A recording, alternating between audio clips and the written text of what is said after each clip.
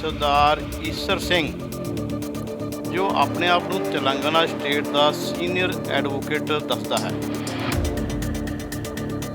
ਉਹਨਾਂ ਨੇ ਲਗਭਗ 1 ਮਹੀਨੇ ਦੀ ਪੜਤਾਲ ਉਪਰੰਤ ਜਿਹੜੀ ਆਪਣੀ 1155 ਦੀ ਰਿਪੋਰਟ ਜਿਹੜੀ ਸੀ ਉਹ ਜਥੇਦਾਰ ਅਕਾਲ ਤਖ਼ਤ ਸਾਹਿਬ ਨੂੰ ਭੇਜ ਸੌਂਪਦੇ ਨੇ।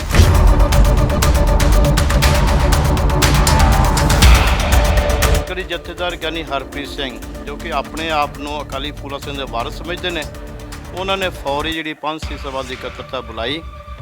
ਕਿਸੇ ਵੀ ਸਿੰਘ ਸਾਹਿਬ ਨੂੰ ਉਹ ਰਿਪੋਰਟ ਨਾ ਤਾਂ ਪੜ੍ਹਾਉਣੀ ਦੁਸ਼ਗਵਾਰ ਸਮਝੀ ਅਤੇ ਨਾ ਹੀ ਉਹਦੇ ਬਾਰੇ ਕੋਈ ਚਰਚਾ ਵਿਚਾਰ ਕੀਤੀ ਗਈ ਔਰ ਉਸ ਨੂੰ ਜਿਹੜਾ ਬੰਦ ਲਿਫਾਫਾ ਪ੍ਰਧਾਨ ਸ਼੍ਰੋਮਣੀ ਕਮੇਟੀ ਭਾਈ ਗੋਬਿੰਦ ਸਿੰਘ ਲੌਂਗੋਵਾਲ ਦੇ ਸਪੁਰਦ ਕਰ ਦਿੱਤਾ।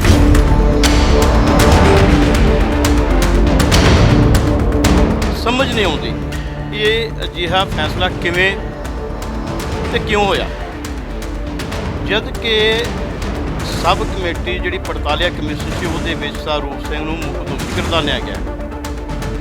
ਕੀ ਦਫ਼ਤਰ ਦੀ ਕਵਾਂਗੇ ਉਹਨਾਂ ਦੇ ਉੱਪਰ ਇੱਕ ਰਹਿਮੋ ਕਰਮ ਕਿ ਉਹਨਾਂ ਦਾ ਅਸਤੀਫਾ ਪ੍ਰਵਾਨ ਕਰ ਲਿਆ ਜਾਂਦਾ। ਗੁਰੂ ਗ੍ਰੰਥ ਸਾਹਿਬ ਨਾ ਤਾਂ ਕਿਤੇ ਗੁੰਮ ਹੋਇਆ, ਨਾ ਉਹਦੀ ਬੇਅਦਬੀ ਹੋਈ, ਨਾ ਉਹ ਚੋਰੀ ਹੋਏ, ਨਾ ਕਿਤੇ ਡਾਕਾ ਪਿਆ। ਇਹ ਕੇਵਲ ਤਾਂ ਕੇਵਲ ਸਰਦਾਰ ਕਵਲਜੀਤ ਸਿੰਘ ਜਿਹਦੇ ਕੋਲ ਸਟੋਰ ਦਾ ਚਾਰ ਸੀ, ਉਹਨੇ ਆਪਣੇ ਨਿੱਜੀ ਵਫਾਦਾਂ ਲਈ ਉਹਨਾਂ ਪਾਵਨ ਸਰੂਪਾਂ ਦੀ ਭੇਟਾ ਜਿਹੜੀ ਹੈ ਆਪਣੇ ਨਿੱਜੀ ਹਿੱਤਾਂ ਲਈ ਵਰਤੋਂ ਕੀਤੀ।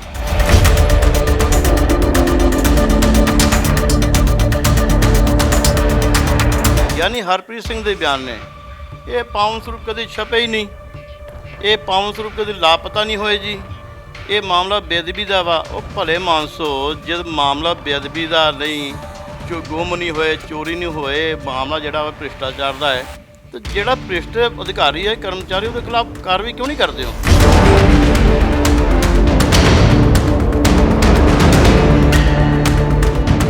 ਪਾਵਨ ਸ਼੍ਰੀ ਗੁਰੂ ਗ੍ਰੰਥ ਸਾਹਿਬ ਜੀ ਦੇ 328 ਸਰੂਪਾਂ ਦੇ ਲਾਪਤਾ ਹੋਣ ਦੇ ਮਾਮਲੇ 'ਚ ਲਗਾਤਾਰ ਹੀ ਵੱਖ-ਵੱਖ ਸਿੱਖ ਜਥੇਬੰਦੀਆਂ ਵੱਲੋਂ ਐਸਜੀਪੀਸੀ ਦੇ ਖਿਲਾਫ ਪ੍ਰਦਰਸ਼ਨ ਕੀਤੇ ਜਾ ਰਹੇ ਹਨ ਅਤੇ ਜੋ ਇਸ ਦੇ ਪਿੱਛੇ ਦੋਸ਼ੀ ਹਨ ਉਹਨਾਂ ਦੇ ਉੱਤੇ ਕਾਰਵਾਈ ਦੀ ਮੰਗ ਕੀਤੀ ਜਾ ਰਹੀ ਹੈ।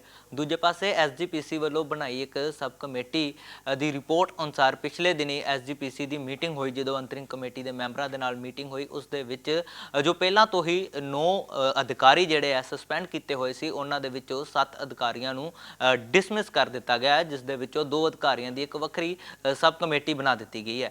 ਇਸ ਸੰਬੰਧੀ ਸਾਡੇ ਨਾਲ ਗੁਰਬਚਨ ਸਿੰਘ ਜੀ ਹੁਣੀ ਮੌਜੂਦ ਹੈ। ਇਹ ਵੀ ਉਸ 9 ਅਧਿਕਾਰੀਆਂ ਦੇ ਵਿੱਚ ਸ਼ਾਮਲ ਸੀ ਜਿਨ੍ਹਾਂ ਨੂੰ ਕਿ ਹੁਣ ਡਿਸਮਿਸ ਕਰ ਦਿੱਤਾ ਗਿਆ। ਗੱਲਬਾਤ ਕਰਦੇ ਹਾਂ। ਵਾਹਿਗੁਰੂ ਜੀ ਕਾ ਖਾਲਸਾ ਜੀ, ਵਾਹਿਗੁਰੂ ਜੀ ਕੀ ਫਤਿਹ। ਵਾਹਿਗੁਰੂ ਜੀ ਕਾ ਖਾਲਸਾ, ਵਾਹਿਗੁਰੂ ਜੀ ਕੀ ਫਤਿਹ। ਜੀ ਗੁਰਬਚਨ ਸਿੰਘ ਜੀ, ਤੁਹਾਨੂੰ ਹੁਣ ਡਿਸਮਿਸ ਕਰ ਦਿੱਤਾ ਗਿਆ 328 ਪਾਵਨ ਸਰੂਪਾਂ ਦੇ ਮਾਮਲੇ 'ਚ, ਕੀ ਕਹਿਣਾ ਚਾਹੋਗੇ ਇਸ ਸੰਬੰਧ? ਵੀਰ ਜੀ, ਸਭ ਤੋਂ ਪਹਿਲਾਂ ਤਾਂ ਜਿਹੜੇ ਲੋਕ ਕਹਿ ਰਹੇ ਨੇ ਕਿ 328 ਸਰੂਪ ਲਾਪਤਾ ਨੇ, ਗੁੰਮ ਹੋ ਗਏ ਨੇ, ਬੇਅਦਬੀ ਹੋ ਗਈ ਆ, ਇਹ ਤਾਂ ਉਹਨਾਂ ਦੀ ਇੱਕ ਸੌੜੀ ਸੋਚ ਆ। ਨਾ ਤਾਂ ਕਿਤੇ ਗੁੰਮ ਹੋਏ ਨੇ, ਨਾ ਹੀ ਲਾਪਤਾ ਹੋਏ ਨੇ, ਅਤੇ ਨਾ ਹੀ ਕੋਈ ਬੇਅਦਬੀ ਹੋਈ ਆ। ਕਿਉਂਕਿ ਇਸ ਪੜਤਾਲ ਦੇ ਵਿੱਚ ਜਿਹੜਾ ਗਿਆਨੀ ਹਰਪ੍ਰੀਤ ਸਿੰਘ ਕਾਰਜਕਾਰੀ ਜਥੇਦਾਰ ਸੀ ਅਕਾਲ ਤਖ਼ਤ ਸਾਹਿਬ, ਜਿਨ੍ਹਾਂ ਦੇ ਵੱਖ-ਵੱਖ 3 ਬਿਆਨਾਂ ਦੇ ਅਨੁਸਾਰ ਸਪਸ਼ਟ ਜ਼ਾਹਰ ਹੁੰਦਾ ਹੈ ਕਿ ਜਦੋਂ 2020 ਦੇ ਵਿੱਚ ਅਕਾਲ ਤਖ਼ਤ ਦਿਸ਼ਾ ਨਿਰਦੇਸ਼ਾਂ ਅਨੁਸਾਰ ਬੀਬੀ ਨਵਿਤਾ ਸਿੰਘ ਨੂੰ ਜਾਂਚ ਕਮਿਸ਼ਨ ਦਾ ਮੁਖੀ ਨਿਯੁਕਤ ਕੀਤਾ ਗਿਆ ਸੀ, ਲੇਕਿਨ ਬੀਬੀ ਨਵਿਤਾ ਸਿੰਘ ਨੇ ਜਾਂਚ ਸ਼ੁਰੂ ਕਰਨ ਤੋਂ ਪਹਿਲਾਂ ਹੀ ਆਪਣਾ ਨਾਮ ਵਾਪਸ ਲੈ ਲਿਆ ਅਤੇ ਕਾਰਜਕਾਰੀ ਜਥੇਦਾਰ ਵੱਲੋਂ ਉਹਨਾਂ ਦੇ ਸਹਿਯੋਗੀ ਸਰਦਾਰ ਈਸਰ ਸਿੰਘ ਜੋ ਆਪਣੇ ਆਪ ਨੂੰ ਤੇਲੰਗਾਨਾ ਸਟੇਟ ਦਾ ਸੀਨੀਅਰ ਐਡਵੋਕੇਟ ਦੱਸਦਾ ਹੈ, ਉਹਨਾਂ ਨੇ ਲਗਭਗ 1 ਮਹੀਨੇ ਦੀ ਪੜਤਾਲ ਉਪਰੰਤ ਜਿਹੜੀ ਆਪਣੀ 1155 ਦੀ ਰਿਪੋਰਟ ਜਿਹੜੀ ਸੀ ਉਹ ਜਥੇਦਾਰ ਅਕਾਲ ਤਖ਼ਤ ਸਾਹਿਬ ਨੂੰ ਭੇਜ ਸੌਂਪਦੇ ਨੇ।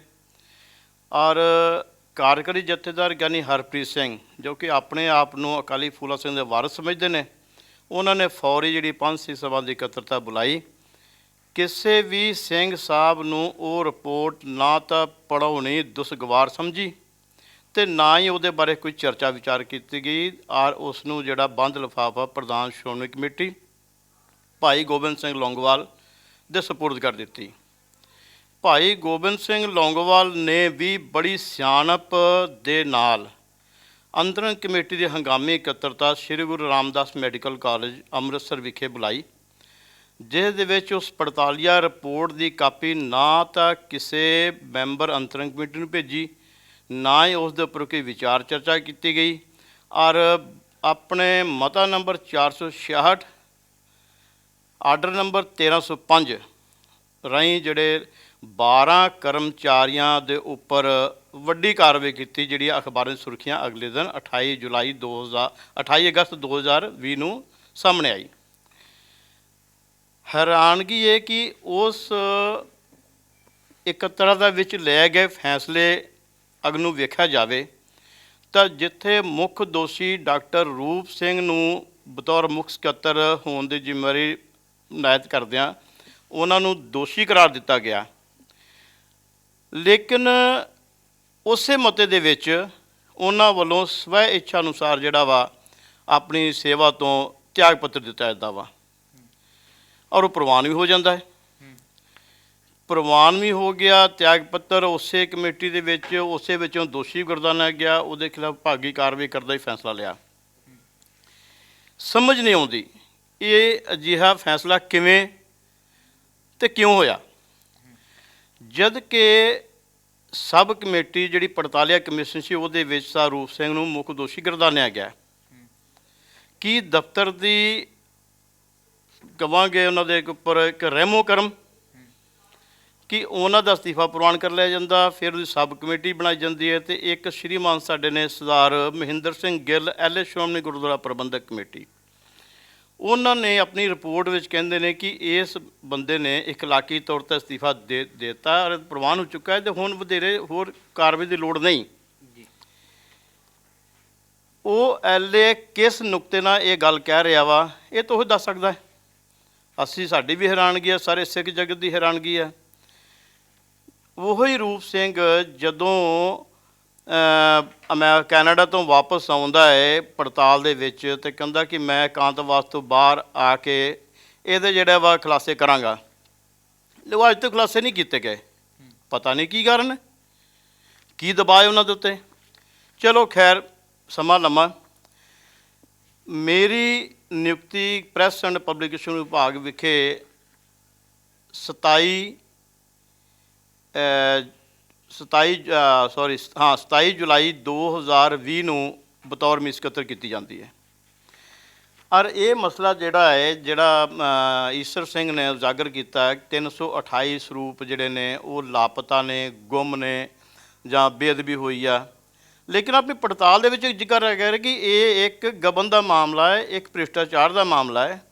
ਅਤੇ ਫਿਰ ਮੈਨੂੰ ਨਹੀਂ ਇਹ ਗੱਲ ਸਮਝ ਆਉਂਦੀ ਕਿ ਲੋਕ ਜਥੇਬੰਦੀਆਂ ਜਾਂ ਹੋਰ ਵੀ ਪੜ੍ਹੇ ਲਿਖੇ ਜਿਹੜੇ ਸੂਝਵਾਨ ਸੱਜਣ ਨੇ ਇਸ ਨੂੰ ਕਿਉਂ ਇਸ ਪਾਸੇ ਨੂੰ ਲੈ ਕੇ ਜਾ ਰਹੇ ਨੇ। ਚਲੋ ਕੋਈ ਗੱਲ ਨਹੀਂ, ਖੈਰ ਉਹਨਾਂ ਦੀ ਮਰਜ਼ੀ ਆ, ਉਹਨਾਂ ਦੀ ਸਿਆਣਪ ਆ, ਉਹਨਾਂ ਦੀ ਸੋਚ ਆ, ਉਹਨਾਂ ਦੀ ਸਮਝ ਆ।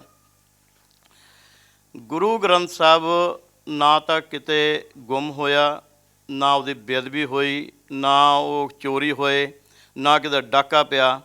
ਇਹ ਕੇਵਲ ਤਾਂ ਕੇਵਲ ਸਰਦਾਰ ਕਵਲਜੀਤ ਸਿੰਘ, ਜਿਹਦੇ ਕੋਲ ਸਟੋਰ ਦਾ ਚਾਰ ਸੀ, ਉਹਨੇ ਆਪਣੇ ਨਿੱਜੀ ਵਫਾਦਾਂ ਲਈ ਉਹਨਾਂ ਪਾਵਨ ਸਰੂਪਾਂ ਦੀ ਭੇਟਾ ਜਿਹੜੀ ਹੈ ਆਪਣੇ ਨਿੱਜੀ ਹਿੱਤਾਂ ਲਈ ਵਰਤੋਂ ਕੀਤੀ। ਉਹਦੀ ਰਿਟਾਇਰਮੈਂਟ 31 ਮਈ 2020 ਨੂੰ ਨਿਰਧਾਰਿਤ ਸੀ। ਉਹਦੀ ਰਿਟਾਇਰਮੈਂਟ ਤੋਂ ਪਹਿਲਾਂ ਉਹਦਾ ਚਾਰਜ ਲੈਣ ਦੇਣ ਸਮੇਂ ਜਿਹੜਾ ਇਹ ਸਾਰਾ ਮਾਮਲਾ ਸਾਹਮਣੇ ਆਉਂਦਾ ਹੈ, ਔਰ ਮੇਰਾ ਹੀ ਸੁਪਰਵਾਈਜ਼ਰ ਉੱਥੇ ਸਰਦਾਰ ਗੁਰਮੁਖ ਸਿੰਘ ਹੈ, ਜੇ ਮੈਨੂੰ ਆ ਕੇ ਕਹਿੰਦਾ ਸਕੱਤਰ ਸਾਹਿਬ ਸਟੋਰ ਦੇ ਵਿੱਚ ਕੁਝ ਠੀਕ ਨਹੀਂ ਲੱਗਦਾ ਹੈ। ਮੈਂ ਉਹਨੂੰ ਕਿਹਾ ਕਿ ਬਈ ਤੁਸੀਂ ਇਹਨੂੰ ਇੱਕ ਵਾਰੀ ਆਪ ਨਿਗਾਹ ਮਾਰੋ, ਚੈੱਕ ਕਰ ਲਵੋ, ਜੇ ਕੋਈ ਫਰਕ ਲੱਗਦਾ ਤਾਂ ਆਪਾਂ ਦਫ਼ਤਰ ਨੋਟਿਸ ਲਿਆਈਏ। ਉਹਨਾਂ ਨੇ ਚੈੱਕ ਕੀਤਾ, ਦਫ਼ਤਰ ਦੇ ਨੋਟਿਸ ਵਿੱਚ ਲਿਆਂਦਾ ਹੈ, ਇਹਦਾ ਪ੍ਰੀ ਆਡਿਟ ਕਰਵਾਇਆ, ਇਹਦਾ ਇੰਸਪੈਕਸ਼ਨ ਬ੍ਰਾਂਚ ਤੋਂ ਪੜਤਾਲ ਕਰਵਾਈ ਹੈ, ਇਹਦੀ ਫਲਾਇੰਗ ਵਿਭਾਗ ਤੋਂ ਪੜਤਾਲ ਕਰਵਾਈਏ, ਲੇਕਿਨ ਉਹਨਾਂ ਦੀਆਂ ਰਿਪੋਰਟਾਂ ਅੱਜ ਤੱਕ ਕੀ ਨੇ ਇਹ ਨਾ ਤਾਂ ਮੈਨੂੰ ਪਤਾ ਹੈ, ਇਹ ਦਫ਼ਤਰ ਦੱਸ ਸਕਦਾ ਜਾਂ ਅਧਿਕਾਰੀ ਦੱਸ ਸਕਦੇ ਨੇ। ਜੇ ਸੰਗਤ ਮੰਗ ਕਰਦੀ ਆ ਤਾਂ ਸੰਗਤ ਨੂੰ ਦੱਸਣ। ਗਿਆਨੀ ਹਰਪ੍ਰੀਤ ਸਿੰਘ ਦੇ ਬਿਆਨ ਨੇ, ਇਹ ਪਾਵਨ ਸਰੂਪ ਕਦੇ ਛਪੇ ਹੀ ਨਹੀਂ, ਇਹ ਪਾਵਨ ਸਰੂਪ ਕਦੇ ਲਾਪਤਾ ਨਹੀਂ ਹੋਏ ਜੀ, ਇਹ ਮਾਮਲਾ ਬੇਅਦਬੀ ਦਾ ਵਾ। ਉਹ ਭਲੇ ਮਾਨਸੋ, ਜਦ ਮਾਮਲਾ ਬੇਅਦਬੀ ਦਾ ਨਹੀਂ, ਗੁੰਮ ਨਹੀਂ ਹੋਏ, ਚੋਰੀ ਨਹੀਂ ਹੋਏ, ਮਾਮਲਾ ਜਿਹੜਾ ਵਾ ਭ੍ਰਿਸ਼ਟਾਚਾਰ ਦਾ ਹੈ, ਤੇ ਜਿਹੜਾ ਭ੍ਰਿਸ਼ਟ ਅਧਿਕਾਰੀ ਹੈ, ਕਰਮਚਾਰੀ, ਉਹਦੇ ਖਿਲਾਫ ਕਾਰਵਾਈ ਕਿਉਂ ਨਹੀਂ ਕਰਦੇ ਹੋ? ਜਦ ਕਿ ਦੋਸ਼ੀ ਬੰਦੇ ਨੇ ਖੁਦ ਲਿਖ ਕੇ ਦਿੱਤਾ ਹੈ ਕਿ ਮੇਰੀ ਰਕਮ ਮੇਰੇ ਫੰਡਾਂ 'ਚੋਂ ਕੱਟ ਲਈ ਜਾਵੇ, ਸਟੋਰ 'ਚ ਵਾਧੇ ਘਾਟੇ ਸਮਾਨ ਦੀ। ਉਹ ਕੱਟਣਾ ਫਰਜ਼ ਕਿਹਦਾ ਹੈ? ਮੌਕੇ ਦਾ ਸਕੱਤਰ, ਮੌਕੇ ਦਾ ਮੁੱਖ ਸਕੱਤਰ, ਮੌਕੇ ਦਾ ਪ੍ਰਧਾਨ ਦਾ ਨਿੱਜੀ ਸਕੱਤਰ। ਮੁੱਖ ਸਕੱਤਰ ਡਾਕਟਰ ਰੂਪ ਸਿੰਘ ਹੈ, ਨਿੱਜੀ ਸਕੱਤਰ ਜਿਹੜਾ ਹੈ ਉਹ ਮਹਿੰਦਰ ਸਿੰਘਾਲੀ ਆ, ਔਰ ਸਕੱਤਰ ਜਿਹੜਾ ਸਰ ਸੁਖਦੇਵ ਸਿੰਘ ਭੂਰਾ ਹੈ। ਇਹ ਤਿੰਨੇ ਨਿਰਦੋਸ਼ ਨੇ, ਤੇ ਜਿਹੜੇ ਕੇਸ ਨੂੰ ਉਜਾਗਰ ਕਰਨ ਵਾਲੇ ਮੇਰੇ ਵਰਗੇ ਜਿਨ੍ਹਾਂ ਨੇ ਇਹ ਕੇਸ ਨੂੰ ਪੁੱਟ ਅਪ ਕੀਤਾ, ਅਸੀਂ ਦੋਸ਼ੀ ਬਣ ਗਏ, ਅਸੀਂ ਦੋਸ਼ੀਆਂ ਦੇ ਕਤਾਰ 'ਚ ਆ ਗਏ ਹਾਂ। ਚਲੋ ਖੈਰ, ਅਸੀਂ ਬਥੇਰੀ ਚਾਰਾਜੋਈ ਕੀਤੀ, ਤਰਲੇ ਮਿੰਨਤਾਂ ਮਾਰੀਆਂ, ਇਹਨਾਂ ਨੇ ਸਾਨੂੰ ਕੋਈ ਨਿਆਂ ਦੇਣਾ ਜਾਂ ਸਾਨੂੰ ਕੋਈ ਵੀ ਜਵਾਬ ਦੇਣਾ ਮੁਨਾਸਬ ਨਹੀਂ ਸਮਝਿਆ। ਨਾ ਹੀ ਇਹਨਾਂ ਨੇ ਸਾਨੂੰ ਕੋਈ ਚਿੱਠੀ ਦਿੱਤੀ ਕਿ ਤੁਹਾਨੂੰ ਵਿਹਲਾ ਕੀਤਾ ਹੈ, ਸਸਪੈਂਡ ਕੀਤਾ ਹੈ, ਤੁਹਾਨੂੰ ਜੋ ਵੀ ਆ। ਇਹਨਾਂ ਨੂੰ ਜੇਕਰ ਇਹ ਕਾਰਜ ਬਿਲਕੁਲ ਆਪਣੇ ਨਿਯਮ ਅਧੀਨ ਰਹਿ ਕੇ ਯਾਰ ਸਹੀ ਕੀਤਾ ਸੀ, ਤਾਂ ਇਹਨਾਂ ਨੇ ਸਾਡੇ ਖਿਲਾਫ ਕੇਵਟ ਦਰਜ ਕਰਵਾਤੀ ਹੈ ਕਿ ਕੋਈ ਮੁਲਾਜ਼ਮ ਅਦਾਲਤ ਜਾ ਕੇ ਸਾਡੇ ਇਸ ਫੈਸਲੇ ਉੱਪਰ ਚੁਣੌਤੀ ਨਾ ਦੇਵੇ। ਜੇ ਇਹ ਸਹੀ ਸਨ ਤੇ ਇਹਨਾਂ ਨੂੰ ਕੇਵਟ ਦਰਜ ਕਰਾਉਣ ਦੀ ਕੀ ਲੋੜ ਸੀ? ਅਸੀਂ ਅਦਾਲਤ ਗਏ ਹਾਂ, ਇਹਨਾਂ ਦੀ ਕੇਵਟ ਦੇ ਕਰਕੇ 18 ਮਹੀਨੇ ਦਾ ਸਮਾਂ ਸਾਨੂੰ ਲੱਗਾ। ਅਦਾਲਤ ਨੇ, ਮਾਨਯੋਗ ਪੰਜਾਬ ਤੇ ਹਰਿਆਣਾ ਹਾਈ ਕੋਰਟ ਨੇ ਸਾਡੇ ਹੱਕ 'ਚ ਫੈਸਲਾ ਸੁਣਾਤਾ 22 ਮਾਰਚ 2022 ਨੂੰ। ਇਹਨਾਂ ਨੇ ਸਾਨੂੰ 15-20 ਦਿਨ ਹਰਾਸਮੈਂਟ ਕਰਨ ਤੋਂ ਬਾਅਦ ਹਾਈ ਕੋਰਟ ਦੇ ਹੁਕਮਾਂ ਦੀ ਪਾਲਣਾ ਕਰਦਿਆਂ ਸਾਨੂੰ ਸਰਵਿਸ ਵਿੱਚ ਬਹਾਲ ਕੀਤਾ ਹੈ। ਕਾਗਜ਼ੀ ਪੱਤਰੀ ਸਾਡੀ ਕਿਸੇ ਰਜਿਸਟਰ ਹਾਜ਼ਰੀ ਨਹੀਂ ਲਵਾਈ, ਔਰ ਉਸੇ ਦਿਨ ਉਸੇ ਆਰਡਰ ਦੇ ਵਿੱਚ ਲਿਖਿਆ ਜਾਂਦਾ ਕਿ ਮਾਮਲਾ ਅਤ ਗੰਭੀਰ ਅਤੇ ਨਾਜ਼ੁਕ ਹੋਣ ਕਰਕੇ ਇਹਨਾਂ ਨੂੰ ਤਾਰੀਖ ਡਿਸਮਿਸ ਤੋਂ ਪਾਓ 27/8/2020 ਦੀ ਸ਼ਾਮ ਤੋਂ ਸੇਵਾ ਤੋਂ ਜਿਹੜਾ ਵਾ ਮੁਅੱਤਲ ਤਸਵਰ ਕੀਤਾ ਜਾਂਦਾ ਹੈ। ਲੇਕਿਨ ਸਾਨੂੰ ਚਿੱਠੀ ਕੋਈ ਨਹੀਂ ਦਿੱਤੀ ਜਾਂਦੀ। ਅਸੀਂ ਫਿਰ ਮੰਗ ਕਰਦੇ ਹਾਂ, ਇਹਨਾਂ ਦੇ ਉੱਪਰ ਕੋਈ ਕਾਰਵਾਈ ਨਹੀਂ, ਕੋਈ ਸੁਣਵਾਈ ਨਹੀਂ ਸਾਡੀ। ਅਸੀਂ ਫਿਰ ਮੁੜ ਹਾਰ ਕੇ ਪੰਜਾਬ ਤੇ ਹਾਈ ਕੋਰਟ ਵਿੱਚ ਇੱਕ ਨਵਾਂ ਕੇਸ ਦਾਇਰ ਕਰਦੇ ਹਾਂ, ਜਿਹਦੇ ਵਿੱਚ ਹਾਈ ਕੋਰਟ ਨੇ ਇਹਨਾਂ ਸਾਨੂੰ, ਮੇਰੇ ਸਮੇਤ 4-5 ਬੰਦੇ ਜਿਹੜੇ ਨੇ ਉਹਨਾਂ ਨੂੰ ਸਟੇ ਦਿੱਤਾ ਹੈ, ਜਿਨ੍ਹਾਂ ਦੇ ਵਿੱਚੋਂ 2 ਮੁਲਾਜ਼ਮਾਂ ਨੂੰ ਇਹਨਾਂ ਨੇ ਹਾਜ਼ਰ ਡਿਊਟੀ ਕਰਕੇ 2 ਦਿਨ ਬਾਅਦ ਉਹਨੂੰ ਮੁੜ ਸਸਪੈਂਡ ਕਰਤਾ, ਤੇ ਮੈਨੂੰ ਅੱਜ ਤੱਕ ਇਹਨਾਂ ਨੇ ਹਾਜ਼ਰ ਡਿਊਟੀ ਨਹੀਂ ਕੀਤਾ। ਫਿਰ ਅਦਾਲਤੀ ਕੇਸ ਚੱਲਦੇ ਸੀ, ਤਰੀਕਾਂ ਪੈ ਰਹੀਆਂ ਹੈ।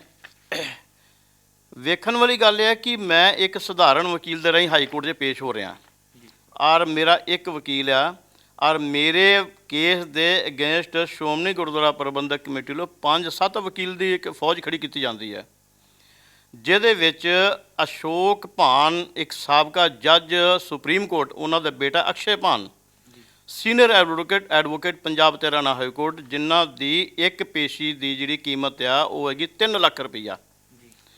ਮੇਰਾ ਤਾਂ ਗ੍ਰੈਚੁਟੀ ਫੰਡ ਜਾਂ 20 ਲੱਖ, 25 ਲੱਖ, 30 ਲੱਖ, ਮੈਂ ਦਾ ਕਰੋੜ ਰੁਪਏ ਹੋਵੇ, ਉਹ ਤਾਂ ਦੇਣਾ ਖੁਸ਼ਗਵਾਰ ਨਹੀਂ, ਇਹਨਾਂ ਨੂੰ ਮੁਨਾਸਬ ਨਹੀਂ ਲੱਗਾ। ਔਰ 3 ਲੱਖ ਰੁਪਇਆ ਪ੍ਰਤੀ ਮਹੀਨਾ ਉਸ ਐਡਵੋਕੇਟ ਨੂੰ ਦਿੱਤਾ ਗਿਆ ਵਾ 15 ਪੇਸ਼ੀਆਂ ਦਾ, ਲਗਭਗ 45 ਤੋਂ 50 ਲੱਖ ਰੁਪਈਆ। ਪੈਸਾ ਗੁਰੂ ਘਰ ਦਾ ਹੈ, ਸੰਗਤ ਦਾ ਹੈ, ਉਜਾੜਨ ਦੇ ਨੇ। ਇਹਨਾਂ ਨੂੰ ਕੋਈ ਪੁੱਛਣ ਵਾਲਾ ਨਹੀਂ ਹੈਗਾ ਕਿ ਭਾਈ ਇਹ ਜੋ ਤੁਸੀਂ ਇਹਨਾਂ ਪੈਸਾ ਦੇ ਰਹੇ ਹੋ ਤੇ ਕਿੱਥੋਂ ਦੇ ਰਹੇ ਹੋ, ਕਿਵੇਂ ਦੇ ਰਹੇ ਹੋ। ਫਿਰ ਵੇਖੋ ਜੀ ਕਿ ਜਦੋਂ ਅਦਾਲਤ ਨੇ ਫਿਰ ਫੈਸਲਾ ਕਰਤਾ 16 ਨਵੰਬਰ 2022 ਨੂੰ, ਇਹਨਾਂ ਦੇ ਪੈਰੋਕਾਰ ਵਕੀਲ ਪੇਸ਼ ਹੁੰਦੇ ਨੇ ਤੇ ਕਹਿੰਦੇ ਨੇ ਕਿ ਸਰਦਾਰ ਗੁਰਬਚਨ ਸਿੰਘ ਦਾ ਰਿਟਾਇਰਡ ਪਰਸਨ। ਜੱਜ ਸਾਹਿਬ ਨੇ ਸਵਾਲ ਕੀਤਾ ਕਿ ਅਗਰ ਰਿਟਾਇਰਡ ਪਰਸਨ ਨੇ, ਤੁਸੀਂ ਇਹਨਾਂ ਦੇ ਡਿਊਜ਼, ਇਹਨਾਂ ਦੇ ਬਕਾਇਆ ਅਦਾ ਕਰ ਦਿੱਤੇ ਨੇ? ਕਹਿੰਦੇ ਨਹੀਂ ਸਰ, ਇਹਨਾਂ ਦੇ ਚਾਰਜਸ਼ੀਟ ਕੀਤਾ ਗਿਆ ਹੈ ਤੇ ਚਾਰਜਸ਼ੀਟ ਦੀ ਕਾਰਵਾਈ ਚੱਲ ਰਹੀ ਆ, ਵਿਭਾਗੀ ਕਾਰਵਾਈ, ਤੇ ਜੋ ਫੈਸਲਾ ਹੈਗਾ ਇਟ ਮੀਨਸ ਸਸਪੈਂਡ। ਕਹਿੰਦੇ ਯਾਰ ਜੇ ਸਸਪੈਂਡ ਨੇ ਤਾਂ ਤੁਸੀਂ ਇਹਨਾਂ ਸਸਪੈਂਸ਼ਨ ਅਲਾਊਂਸ ਜਾਰੀ ਕੀਤਾ? ਕਹਿੰਦੇ ਨਹੀਂ ਜੀ, ਮੈਨੂੰ ਨਹੀਂ ਪਤਾ, ਇਹਨਾਂ ਦਾ ਪੈਰੋਕਾਰ ਵਕੀਲ ਕਹਿ ਰਿਹਾ। ਹਾਈ ਕੋਰਟ ਨੇ ਡਾਇਰੈਕਸ਼ਨ ਦਿੱਤੀ ਐਸਜੀਪੀਸੀ ਨੂੰ ਕਿ ਇਹਨਾਂ ਦਾ ਜਿਹੜਾ ਸਸਪੈਂਸ਼ਨ ਅਲਾਊਂਸ ਹੈ ਉਹਨੂੰ ਜਾਰੀ ਕੀਤਾ ਜਾਵੇ, ਔਰ ਮੈਂ ਉਸ ਆਰਡਰ ਦੇ ਨਾਲ ਲੈ ਕੇ ਆਪਣੀ ਐਪਲੀਕੇਸ਼ਨ ਦਫ਼ਤਰ ਵਿਖੇ, ਕਿਉਂਕਿ ਲੈਣ ਨੂੰ ਤਿਆਰ ਨਹੀਂ, ਮੈਂ ਬਾਈ ਮੇਲ, ਬਾਈ ਪੋਸਟ ਔਰ ਬਾਈ ਹੈਂਡ ਦਿੱਤੀ ਆ। ਤੇ ਉਸ ਤੋਂ ਬਾਅਦ ਇਹਨਾਂ ਨੇ ਕੁਝ ਸਮੇਂ ਬਾਅਦ ਸਾਨੂੰ ਫਿਰ ਇੱਕ ਚਿੱਠੀ ਆਉਂਦੀ ਹੈ ਕਿ ਤੁਹਾਡੀ ਸਬ ਕਮੇਟੀ ਬਣਾਈ ਗਈ ਹੈ, ਗੁਰੂ ਰਾਮਦਾਸ ਹਸਪਤਾਲ ਵੱਲਾ ਵਿਖੇ ਆ ਕੇ ਆਪਣਾ ਪੱਖ ਪੇਸ਼ ਕਰੋ। ਅਸੀਂ ਚਲੇ ਜਾਂਦੇ ਜੀ, ਸਾਡਾ ਫਰਜ਼ ਸੀ। ਉੱਥੇ ਜਾ ਕੇ ਜਦੋਂ ਜਾਂਦੇ ਆ ਜੀ, ਸਾਨੂੰ ਕੋਈ ਸਵਾਲ ਨਹੀਂ, ਕੋਈ ਜਵਾਬ ਨਹੀਂ ਕਿ ਪਾਵਨ ਸਰੂਪ ਕਿੱਥੇ ਨੇ, ਕਿਵੇਂ ਨੇ, ਕੀ ਕਾਰਵਾਈ ਹੈ, ਕੀ ਨਹੀਂ ਹੈ। ਕਹਿੰਦੇ ਨੇ ਜੀ ਇਹ ਈਸ਼ਰ ਸਿੰਘ ਦੀ ਰਿਪੋਰਟ ਬਾਰੇ ਤੁਸੀਂ ਕੁਝ ਪੁੱਛਣਾ ਚਾਹੁੰਦੇ ਹੋ ਜਾਂ ਕੁਝ ਦੱਸਣਾ ਚਾਹੁੰਦੇ ਹੋ? ਭਲੇ ਮਾਨਸ ਈਸ਼ਰ ਦੀ ਰਿਪੋਰਟ ਤੋਂ ਜੱਗ ਨੇ ਨਕਾਰ ਦਿੱਤੀ ਪਹਿਲਾਂ ਹੀ, ਤੇ ਤੁਸੀਂ ਅਜੇ ਵੀ ਨਹੀਂ ਈਸ਼ਰ ਦੀ ਰਿਪੋਰਟ ਨੂੰ। ਤੇ ਮੈਂ ਕਿਹਾ ਮੈਨੂੰ ਇਸ ਰਿਪੋਰਟ ਬਾਰੇ ਨਾ ਤਾਂ ਮੈਂ ਕੋਈ ਗੱਲ ਕਰਨੀ ਆ, ਨਾ ਮੈਂ ਇਸ ਰਿਪੋਰਟ ਨੂੰ ਰਿਪੋਰਟ ਮੰਨਦਾ ਹਾਂ, ਤੁਸੀਂ ਲਿਖ ਦਿਓ ਜੀ। ਅਸੀਂ ਲਿਖ ਕੇ ਆ ਗਏ ਹਾਂ। ਫਿਰ ਚਿੱਠੀ ਆ ਗਈ ਕਿ ਤੁਹਾਨੂੰ ਫਿਰ ਆ ਕੇ ਪੇਸ਼ ਹੋਵੋ। ਅਸੀਂ ਸਵੇਰੇ 11 ਵਜੇ ਜਾਣਾ, 3-3 ਵਜੇ ਤੋਂ ਬੈਠੇ ਰਹਿਣਾ ਕਿ ਮੁਲਜ਼ਮਾਂ ਦੇ ਕਟਹਿਰੇ ਦੇ ਵਿੱਚ। ਇਹ ਅਫਸਰਾਂ ਦੀ ਮਰਜ਼ੀ ਆ ਕਿ ਕਦੋਂ ਆਉਣ। ਫਿਰ ਇਕੱਲੇ ਇਕੱਲੇ ਬੰਦੇ ਨੂੰ ਬੁਲਾਉਂਦੇ ਨੇ, ਘੰਟਾ ਲਾਉਂਦੇ ਨੇ, ਅਤੇ ਫਿਰ ਉਹ ਕਾਰਵਾਈ ਚੱਲਦੀ ਰਹੀ ਆ। ਲਾਸਟ ਤੀਸਰੀ ਮੀਟਿੰਗ ਦੇ ਵਿੱਚ ਹਰਜਿੰਦਰ ਸਿੰਘ ਧਾਮੀ, ਪ੍ਰਧਾਨ ਸ਼੍ਰੋਮਣੀ ਗੁਰਦੁਆਰਾ ਪ੍ਰਬੰਧਕ ਕਮੇਟੀ ਸੋਗੜ, ਸਿਆਣੇ ਪੇਸ਼ੇਵਰ ਵਕੀਲ, ਇਹਨਾਂ ਦੇ ਸਾਹਮਣੇ ਮੈਂ ਬੈਠਾ ਹਾਂ, ਗੱਲਬਾਤ ਹੋਈ ਹੈ। ਕਹਿੰਦੇ ਨੇ ਕਿ ਮੈਂ ਵਕੀਲ ਹਾਂ, ਮੈਂ ਅਗਰ 2 ਅੱਖਰ ਤੇਰੇ ਕੇਸ 'ਚ ਲਿਖ ਦੇਵਾਂ ਤੇਰੀ ਐਸੀ ਦੀ ਤੈਸੀ ਹੋ ਜਾਏਗੀ। ਉਹਨਾਂ ਨੇ ਕਿਹਾ, ਮੈਂ ਜਵਾਬ ਦਿੱਤਾ ਕਿ ਪ੍ਰਧਾਨ ਜੀ ਇਹ ਕਿਹੜੀ ਧੱਕੇਸ਼ਾਹੀ ਹੈ ਜੀ, ਇਹ ਕੀ ਪਖੰਡ ਹੈਗਾ? ਕਹਿੰਦੇ ਤੂੰ ਬੋਲਦਾ ਕਿੱਦਾਂ ਹੈ? ਮੈਂ ਕਿਹਾ ਜਿੱਦਾਂ ਤੁਸੀਂ ਬੋਲਦੇ ਹੋ ਤਾਂ ਮੈਂ ਬੋਲ ਰਿਹਾ ਜੀ। ਉਸ ਦਰਮਿਆਨ ਉੱਥੇ ਜਿਹੜੇ ਸਬ ਕਮੇਟੀ ਮੈਂਬਰ ਸੀ, ਉਹਨਾਂ ਦੇ ਵਿੱਚੋਂ ਇੱਕ ਮੈਂਬਰ ਜਿਹੜਾ ਕਹਿ ਰਿਹਾ, ਗੁਰਬਚਨ ਤੁਸੀਂ ਕਿੱਥੇ ਬੈਠੇ ਹੋ? ਮੈਂ ਕਿਹਾ ਸਤਿਕਾਰਯੋਗ ਮੈਂਬਰ ਸਾਹਿਬ, ਤੁਹਾਨੂੰ ਦੱਸਣ ਦੀ ਲੋੜ ਨਹੀਂ, ਮੈਨੂੰ ਪਤਾ ਅਤੇ ਤੁਹਾਨੂੰ ਵੀ ਪਤਾ ਮੈਂ ਕਿੱਥੇ ਬੈਠਾ ਹਾਂ। ਤੁਸੀਂ ਬੁਲਾਇਆ, ਮੈਂ ਆਇਆ ਜੀ। ਉਸੇ ਜਗ੍ਹਾ ਦੇ ਉੱਪਰ ਸ਼੍ਰੋਮਣੀ ਕਮੇਟੀ ਦਾ ਇੱਕ ਐਲ.ਏ. ਆ, ਪ੍ਰੀਤਪਾਲ ਸਿੰਘ, ਪਤਾ ਨਹੀਂ ਕਿਸ ਯੂਨੀਵਰਸਿਟੀ ਤੋਂ ਉਹਨੇ ਵਕਾਲਤ ਕੀਤੀ, ਨੋ ਡਾਊਟ, ਮੈਨੂੰ ਨਹੀਂ ਪਤਾ, ਉਹਦੇ ਬਾਰੇ ਕੁਛ ਜ਼ਿਕਰ ਨਹੀਂ। ਕਹਿੰਦਾ ਸਰਦਾਰ ਗੁਰਬਚਨ ਸਿੰਘ ਜੀ ਪ੍ਰਧਾਨ ਜੀ ਨੇ ਤੁਹਾਨੂੰ ਕੀ ਕਿਹਾ? ਉਹ ਮੈਂ ਕਿਹਾ ਐਲ.ਏ. ਸਾਹਿਬ ਕੰਨ ਮੇਰੇ ਵੀ ਸਾਫ਼ ਨੇ ਬਿਲਕੁਲ, ਮੈਂ ਸੁਣਦਾ ਪਿਆ ਹਾਂ। ਪ੍ਰਧਾਨ ਨੇ ਕਿਹਾ ਤੁਹਾਨੂੰ ਦੱਸਣ ਦੀ ਲੋੜ ਨਹੀਂ। ਗਰਮਾ ਗਰਮੀ ਹੋ ਜਾਂਦੀ ਆ, ਫਤਿਹ ਬੁਲਾਈ ਆ, ਕਹਿੰਦੇ ਠੀਕ ਹੈ ਜਾਓ, ਤੁਸੀਂ ਚਲੇ ਗਏ। ਉਸ ਤੋਂ ਬਾਅਦ 9 ਤਰੀਕ ਨੂੰ ਇਹਨਾਂ ਨੇ ਸਬ ਕਮੇਟੀ ਇਕੱਤਰਤਾ ਫਿਰ ਬੁਲਾਈ, ਉਹ 'ਚ ਸਾਨੂੰ ਨਹੀਂ ਬੁਲਾਇਆ ਗਿਆ। ਇਹਨਾਂ ਨੇ ਆਪਣੇ ਆਪ ਹੀ ਫੈਸਲੇ ਕੀਤੇ ਨੇ, ਜਿਹਦੇ ਵਿੱਚ Sardar Amrik Singh Shahpur member sub committee, ਉਹਨਾਂ ਨੇ ਡਿਸੈਂਡਿੰਗ ਨੋਟ ਦਿੱਤਾ ਹੈ ਕਿ ਮੈਂ ਤੁਹਾਡੀ ਇਸ ਸਬ ਕਮੇਟੀ ਦੇ ਫੈਸਲੇ ਨਾਲ ਸਹਿਮਤ ਨਹੀਂ ਜੀ। ਉਹਨਾਂ ਦੇ ਡਿਸੈਂਡਿੰਗ ਨੋਟ ਤੋਂ ਬਾਅਦ ਵੀ ਸਬ ਕਮੇਟੀ ਨੇ ਆਪਣੀ ਰਿਪੋਰਟ ਜਿਹੜੀ ਆ 12 ਦਸੰਬਰ 2022 ਦੀ ਇੱਕ ਅੰਤਰਿਮ ਕਮੇਟੀ ਇਕੱਤਰਤਾ ਵਿੱਚ ਪੇਸ਼ ਕਰ ਦਿੱਤੀ ਜੀ। ਉਸ ਦੇ ਵਿੱਚ ਅੰਤਰਿਮ ਕਮੇਟੀ ਦੇ 3 ਮੈਂਬਰ ਬਾਬਾ ਗੁਰਪ੍ਰੀਤ ਸਿੰਘ ਰੰਧਾਵਾ, ਭੁਪਿੰਦਰ ਸਿੰਘ ਅਸੰਧ ਅਤੇ ਇੱਕ ਮੈਂਬਰ ਨੇ ਚੰਗਾਲ ਸਾਹਿਬ। ਇਹਨਾਂ ਤਿੰਨਾਂ ਨੇ ਹੀ ਮੀਟਿੰਗ ਦੇ ਵਿੱਚ ਫਿਰ ਡਿਸੈਂਡਿੰਗ ਨੋਟ ਦਿੱਤਾ ਕਿ ਅਸੀਂ ਸਬ ਕਮੇਟੀ ਨੂੰ ਪ੍ਰਵਾਨਗੀ ਨਹੀਂ ਦਿੰਦੇ ਹਾਂ, ਸਬ ਕਮੇਟੀ ਜਿਹੜੀ ਆ ਰਿਪੋਰਟ ਨੂੰ ਅਸੀਂ ਨਹੀਂ ਮੰਨਦੇ ਤਾਂ ਸਾਡੀ ਇਹਦਾ ਸਹਿਮਤੀ ਨਹੀਂ ਜੀ, ਅਤੇ ਅਸੀਂ ਆਪਣਾ ਡਿਸੈਂਡਿੰਗ ਨੋਟ ਦੇ ਰਹੇ ਹਾਂ ਜੀ। ਇਹਨਾਂ ਨੇ ਉਹਨਾਂ ਮੈਂਬਰਾਂ ਦੀ ਵੀ ਪਰਵਾਹ ਨਹੀਂ ਕੀਤੀ ਔਰ ਸਬ ਕਮੇਟੀ ਦੀ ਰਿਪੋਰਟ ਪ੍ਰਵਾਨ ਕਰ ਦਿੱਤੀ। ਪ੍ਰਵਾਨ ਇਹਨਾਂ ਨੇ ਕੀਤੀ ਹੈ ਵੀ ਜੀ ਮਤਾ ਨੰਬਰ 117 ਮਿਤੀ 12/12/2022 ਰਾਹੀਂ, ਜਿਹਦੇ ਤਹਿਤ ਇਹਨਾਂ ਨੇ ਸ਼੍ਰੋਮਣੀ ਕਮੇਟੀ ਨੇ ਇੱਕ ਆਰਡਰ ਰਿਲੀਜ਼ ਕੀਤਾ ਹੈ, ਆਰਡਰ ਨੰਬਰ 3900 ਮਿਤੀ 13/12/2022, ਜਿਸ ਵਿੱਚ ਲਿਖ ਰਹੇ ਨੇ ਕਿ ਪਬਲੀਕੇਸ਼ਨ ਵਿਭਾਗ ਸ਼੍ਰੋਮਣੀ ਗੁਰਦੁਆਰਾ ਪ੍ਰਬੰਧਕ ਕਮੇਟੀ ਰਾਮਸਰ ਸ੍ਰੀ ਅੰਮ੍ਰਿਤਸਰ ਵਿਖੇ ਸਟਾਕ ਲੈਜਰ ਅਨੁਸਾਰ ਪਾਵਨ ਸਰੂਪਾਂ ਦੀ ਗਿਣਤੀ ਘਟਣ ਕਾਰਨ ਮੁਅੱਤਲ/ ਵਿਹਲੇ ਕੀਤੇ ਗਏ ਅਧਿਕਾਰੀਆਂ ਕਰਮਚਾਰੀਆਂ ਦੇ ਦੋਸ਼ਾਂ ਦੀ ਘੋਖ ਪੜਤਾਲ ਕਰਨ ਲਈ ਗਠਿਤ ਸਬ ਕਮੇਟੀ ਵੱਲੋਂ ਕੀਤੀ ਰਿਪੋਰਟ ਸਿਫਾਰਸ਼ ਮਿਤੀ 9/12/2022 ਦੇ ਆਧਾਰ ਪਰ ਅੰਤਰਿਮ ਕਮੇਟੀ ਦੇ ਮਤਾ ਨੰਬਰ 117 ਮਿਤੀ 12/12/2022 ਰਾਹੀਂ ਸਰਦਾਰ ਸਤਿੰਦਰ ਸਿੰਘ ਮੁਅੱਤਲਸ਼ੁਦਾ ਮੀਤ ਸਕੱਤਰ, ਸਰਦਾਰ ਪਰਮਦੀਪ ਸਿੰਘ ਮੁਅੱਤਲਸ਼ੁਦਾ ਇੰਚਾਰਜ, ਸਰਦਾਰ ਜੁਝਾਰ ਸਿੰਘ ਮੁਅੱਤਲਸ਼ੁਦਾ ਸਹਾਇਕ ਅਕਾਊਂਟੈਂਟ ਸ਼੍ਰੋਮਣੀ ਗੁਰਦੁਆਰਾ ਪ੍ਰਬੰਧਕ ਕਮੇਟੀ ਅਤੇ ਭਾਈ ਦਲਬੀਰ ਸਿੰਘ ਮੁਅੱਤਲਸ਼ੁਦਾ ਹੈਲਪਰ ਸ੍ਰੀ ਦਰਬਾਰ ਸਾਹਿਬ ਸ੍ਰੀ ਅੰਮ੍ਰਿਤਸਰ, ਇਹਨਾਂ ਚਾਰਾਂ ਨੂੰ ਚਾਰਜਸ਼ੀਟ ਵਿੱਚ ਲੱਗੇ ਦੋਸ਼ਾਂ ਅਧੀਨ ਹੋਈ ਪ੍ਰਵਾਨਗੀ ਅਨੁਸਾਰ ਸਰਵਿਸ ਤੋਂ ਡਿਸਮਿਸ ਓਬਲੀਕ ਵਿਹਲਾ ਕੀਤਾ ਜਾਂਦਾ ਹੈ। ਲੇਕਿਨ ਗੁਰਬਚਨ ਸਿੰਘ ਜੀ, ਇੱਥੇ ਸਵਾਲ ਇਹ ਖੜਾ ਹੁੰਦਾ ਕਿ ਤੁਸੀਂ ਜੋ ਸਬ ਕਮੇਟੀ ਨੇ ਜਿੰਨੀ ਵਾਰ ਤੁਹਾਨੂੰ ਬੁਲਾਇਆ, ਤੁਸੀਂ ਉਹਨਾਂ ਦੀ ਮੀਟਿੰਗ ਦੇ ਵਿੱਚ ਉਹਨਾਂ 'ਚ ਸ਼ਾਮਿਲ ਹੋਏ, ਉਹਨਾਂ ਨਾਲ ਗੱਲਬਾਤ ਕੀਤੀ, ਲੇਕਿਨ ਕਿਤੇ ਵੀ ਜਿਹੜੇ 9 ਮੈਂਬਰ ਸੀ ਟੋਟਲ ਜਿਨ੍ਹਾਂ ਨੂੰ ਡਿਸਮਿਸ ਕੀਤਾ ਗਿਆ ਸੀ ਪਹਿਲੇ, ਸਸਪੈਂਡ ਕੀਤਾ ਗਿਆ ਸੀ, 9 ਮੈਂਬਰ ਇਹ ਨਹੀਂ ਸਾਬਿਤ ਕਰ ਸਕੇ ਕਿ 328 ਪਾਵਨ ਸਰੂਪ ਗਏ ਤੇ ਗਏ ਕਿੱਥੇ, ਕਿਸ ਜਗ੍ਹਾ ਤੇ ਦਿੱਤੇ। ਹਰ ਇੱਕ ਦੀ ਰਸੀਦ ਮਿਲਦੀ ਹੈ ਕਿ ਤੁਹਾਡੇ ਤੁਸੀਂ ਉਹ ਰਸੀਦਾਂ ਨਹੀਂ ਪ੍ਰੋਵਾਈਡ ਕਰਵਾ ਸਕੇ, ਆਖਿਰ ਕਿਉਂ ਤੁਹਾਨੂੰ ਜਿਹੜਾ ਫਿਰ ਸਸਪੈਂਡ ਹੀ ਕਰਨਾ ਪਿਆ?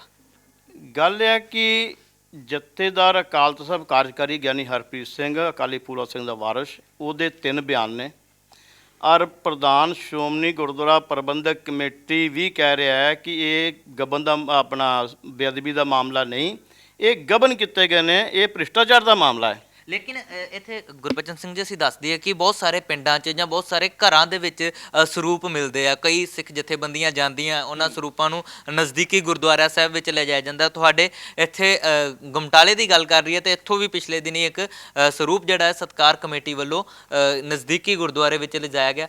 ਤਾਂ ਉੱਥੇ ਸਵਾਲ ਇਹ ਖੜੇ ਹੁੰਦੇ ਆ, ਜਥੇਬੰਦੀਆਂ ਇਹ ਸਵਾਲ ਕਰਦੀਆਂ ਹੈ ਕਿ ਇਹ ਹੋ ਸਕਦਾ ਹੈ ਕਿ ਜੋ 328 ਸਰੂਪ ਲਾਪਤਾ ਹੋਏ ਉਹਨਾਂ ਦੇ ਵਿੱਚੋਂ ਇਹ ਸਰੂਪ ਹੋ ਸਕਦੇ, ਕਿਉਂਕਿ ਇਹਨਾਂ ਦੀ ਕੋਈ ਗਿਣਤੀ ਨਹੀਂ ਹੁੰਦੀ। ਜਿੱਥੋਂ ਸਰੂਪ ਬਰਾਮਦ ਹੁੰਦੇ ਜਿਨ੍ਹਾਂ ਘਰਾਂ ਦੇ ਵਿੱਚ, ਉਹਨਾਂ ਕੋਈ ਰਿਸਿਪਟ ਨਹੀਂ ਹੁੰਦੀ, ਉਹ ਫਿਰ ਸਿੱਧੇ ਸਿੱਧੇ ਇਲਜ਼ਾਮ ਤੁਹਾਡੇ ਤੇ ਆਉਂਦੇ ਆ।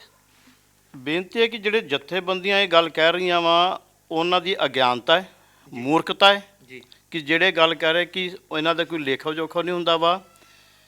ਹਰ ਸਰੂਪ ਦਾ ਇੱਕ ਲੇਖਾ ਜੋਖਾ ਹੁੰਦਾ ਹੈ, ਔਰ ਉਹਦਾ ਰਿਕਾਰਡ ਬਕਾਇਦਾ ਦਫ਼ਤਰ ਪਾਸ ਮੌਜੂਦ ਆ ਜੀ। ਈਸਰ ਸਿੰਘ ਦੀ 48 ਰਿਪੋਰਟ ਦੇ ਵਿੱਚ ਵੀ ਉਹ ਸਾਰਾ ਰਿਕਾਰਡ ਦਾ ਜ਼ਿਕਰ ਕੀਤਾ ਗਿਆ ਵਾ। ਜੇਕਰ ਉਹ ਈਸਰ ਸਿੰਘ ਐਡਾ ਹੀ ਸਿਆਣਾ ਸੀ, ਕੇਸ ਤਾਂ ਮੈਂ ਮੇਰੀ ਪੋਸਟਿੰਗ 2020 ਦੇ ਵਿੱਚ ਜੀ, ਤੇ ਕੇਸ ਦੇ 2018 ਦੇ ਵਿੱਚ, ਤੇ ਮੈਂ ਹੀ ਇਸ ਕੇਸ ਨੂੰ ਉਜਾਗਰ ਕੀਤਾ ਹੈ, ਤੇ ਮੈਂ ਹੀ ਦੋਸ਼ੀ ਗਰਦਾਨਿਆ ਗਿਆ। ਔਰ ਜੇਕਰ ਇਹ ਈਸਰ ਸਿੰਘ ਐਡਾ ਸਿਆਣਾ ਵਕੀਲ ਸੀ, ਤੇਲੰਗਾਨਾ ਸਟੇਟ ਦਾ ਹਾਈ ਕੋਰਟ ਦਾ, ਇਹਨੇ ਬੜੇ ਵੱਡੇ ਵੱਡੇ ਫੈਸਲੇ ਕਰਾਏ, ਕਾਗਜ਼ੀ ਪੱਤਰੀ ਆਨਲਾਈਨ ਚੈੱਕ ਕਰੋ, ਇਹਨੇ ਅੱਜ ਤੱਕ ਇਹ ਕੇਸ ਨਹੀਂ ਲੜਿਆ। ਇਹ ਖੁਦ ਕ੍ਰਿਮੀਨਲ ਬੰਦਾ ਇੱਕ, ਇਹ ਸਜ਼ਾ ਯਾਫਤਾ ਹੈ, ਇਹਨੂੰ ਸਜ਼ਾ ਹੋਈ ਆ, ਇਹ ਸਜ਼ਾ ਤੋਂ ਉੱਥੋਂ ਕਿਵੇਂ ਬਰੀ ਉਹ ਦੱਸ ਸਕਦਾ ਹੈ। ਤੇ ਇਹਨੇ ਸਪਸ਼ਟ ਕਿਉਂ ਨਹੀਂ ਕੀਤਾ ਕਿ ਸਰੂਪ ਕਿੱਥੇ ਨੇ, ਇਹ ਸਰੂਪਾਂ ਦਾ ਨੰਬਰ ਕੀ ਆ। ਲੇਕਿਨ ਸੰਗਤ ਵਾਸਤੇ ਮੈਂ ਜਾਣ ਕੇ ਦੱਸ ਦੇਵਾਂ ਕਿ ਇੱਕ ਸਰੂਪ ਦਾ ਹਿਸਾਬ ਸ਼੍ਰੋਮਣੀ ਕਮੇਟੀ ਪਾਸ ਮੌਜੂਦ ਹੁੰਦਾ ਹੈ, ਉਹਦੇ ਨੰਬਰ ਲੱਗਦੇ ਨੇ। ਜਿੱਥੇ ਇਹ ਕਵਲਜੀਤ ਨੇ ਹੇਰਾ ਫੇਰੀਆਂ ਕੀਤੀਆਂ, ਉਹ ਖੁਦ ਮੰਨਦਾ ਪਿਆ, ਉਹਦੀਆਂ ਲਿਖਤਾਂ ਮੌਜੂਦ ਆ, ਤੇ ਸ਼੍ਰੋਮਣੀ ਕਮੇਟੀ ਦੇ ਖਿਲਾਫ ਕਾਰਵਾਈ ਕਿਉਂ ਨਹੀਂ ਕਰਦੀ ਹੈ? ਕੀ ਕਾਰਨ ਹੈ? ਇਸੇ ਕੇਸ ਦੇ ਅਧੀਨ ਸ਼ਾਇਦ 2015 ਦੇ ਵਿੱਚ 14-15 'ਚ 2 ਕਰਮਚਾਰੀ ਨੇ, ਇੱਕ ਕਵਲਜੀਤ ਸਿੰਘ, ਇੱਕ ਬਾਲ ਸਿੰਘ, ਬਾਲ ਸਿੰਘ ਤੇ ਕਵਲਜੀਤ ਸਿੰਘ ਨੂੰ 9,82,700 ਰੁਪਏ ਰਿਕਵਰੀ ਕੀਤੀ ਜਾਂਦੀ ਹੈ। ਉਹ ਕਿਹੜੇ ਸਰੂਪਾਂ ਦੀ ਰਕਮ ਹੈ?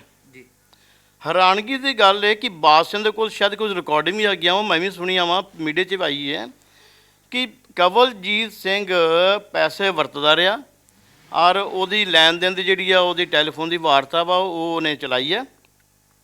ਪਰ ਜਿੱਥੋਂ ਤੱਕ ਇੱਕ ਗੱਲ ਮੈਨੂੰ ਵੀ ਯਾਦ ਆ ਰਹੀ, ਏਅਰਪੋਰਟ ਦੇ ਉੱਤੇ ਇੱਕ ਯਾਤਰੀ ਸੀ, ਪੂਨੇ ਜਾ ਰਿਹਾ ਸੀ, ਉਹਦੇ ਕੋਲ ਵੀ ਇੱਕ ਸਾਹਿਬ ਸ੍ਰੀ ਗੁਰੂ ਗ੍ਰੰਥ ਸਾਹਿਬ ਦਾ ਸਰੂਪ ਬਰਾਮਦ ਹੋਇਆ ਸੀ, ਜੋ ਕਿ ਤੁਹਾਡੇ SGPC ਵੱਲੋਂ ਹੀ ਜਿਹੜਾ ਜਾਰੀ ਕੀਤਾ ਗਿਆ ਸੀ, ਲੇਕਿਨ ਉਸ ਕੋਲ ਕੋਈ ਰਿਸਿਪਟ ਨਹੀਂ ਸੀ ਹੈਗੀ। ਉਦੋਂ ਵੀ ਬੜਾ ਮੁੱਦਾ ਉੱਠਿਆ ਹੈ ਕਿ ਹੋ ਸਕਦਾ ਹੈ ਕਿ ਇਹ 328 ਲਾਪਤਾ ਪਾਵਨ ਸਰੂਪਾਂ 'ਚ ਹੋ ਸਕੇ। ਦੇਖੋ ਜੀ, ਇਹਦੇ ਬਾਰੇ ਮੈਂ ਕੁਝ ਨਹੀਂ ਕਹਿ ਸਕਾਂਗਾ। ਮੇਰੇ ਹੁੰਦਿਆਂ ਜਿੰਨਾ ਚਿਰ ਮੈਂ ਉੱਥੇ ਰਿਹਾ ਵਾਂ, ਇੱਕ ਵੀ ਸਰੂਪ ਬਿਨਾਂ ਆਗਿਆ, ਬਿਨਾਂ ਰਸੀਦ ਕੱਟਿਆਂ ਨਾ ਗਿਆ, ਨਾ ਮੈਂ ਜਾਣ ਦਿੱਤਾ। ਜੇ ਮੈਂ ਹੋਵਾਂ ਤਾਂ ਮੈਂ ਜਾਣ ਦੇਵਾਂ ਕਦੀ ਵੀ। ਉਹ ਕਿੱਥੋਂ ਲੈ ਕੇ ਆਇਆ, ਕਿਵੇਂ ਲੈ ਕੇ ਆਇਆ, ਇਹ ਉਹ ਬੰਦਾ ਦੱਸ ਸਕਦਾ ਹੈ, ਜਾਂ ਜਿਹੜੀਆਂ ਕਮੇਟੀਆਂ ਸਤਕਾਰ ਕਮੇਟੀਆਂ ਫੜਾ ਉਹ ਦੱਸ ਸਕਦੇ ਨੇ।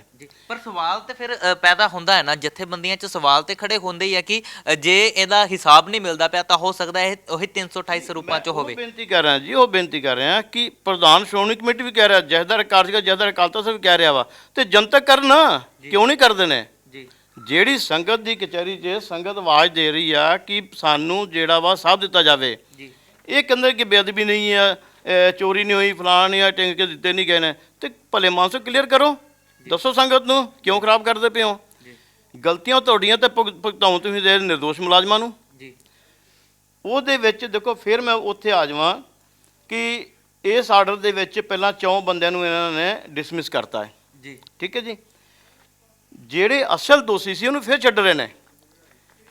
ਅੱਗੇ ਪੈਰੇ 'ਚ ਲਿਖ ਰਹੇ ਨੇ, ਇਸ ਤੋਂ ਇਲਾਵਾ ਸਰਦਾਰ ਗੁਰਬਚਨ ਸਿੰਘ ਮੁਅੱਤਲਸ਼ੁਦਾ ਮੀਤ ਸਕੱਤਰ ਧਰਮ ਪ੍ਰਚਾਰ ਕਮੇਟੀ ਅਤੇ ਬਾਜ ਸਿੰਘ ਮੁਅੱਤਲਸ਼ੁਦਾ ਕਲਰਕ ਸ਼੍ਰੋਮਣੀ ਕਮੇਟੀ ਨੂੰ ਹੋਈ ਪ੍ਰਵਾਨਗੀ ਅਨੁਸਾਰ ਇਹਨਾਂ ਦੋਹਾਂ ਨੂੰ ਸਰਵਿਸ ਤੋਂ ਡਿਸਮਿਸ ਵਿਹਲਾ ਕਰਦਿਆਂ ਇਹਨਾਂ ਦੇ ਸਰਵਿਸ ਲਾਭਾਂ ਦੇ ਪੱਕੇ ਤੌਰ 'ਤੇ ਰੋਕ ਲਗਾਈ ਜਾਂਦੀ ਹੈ।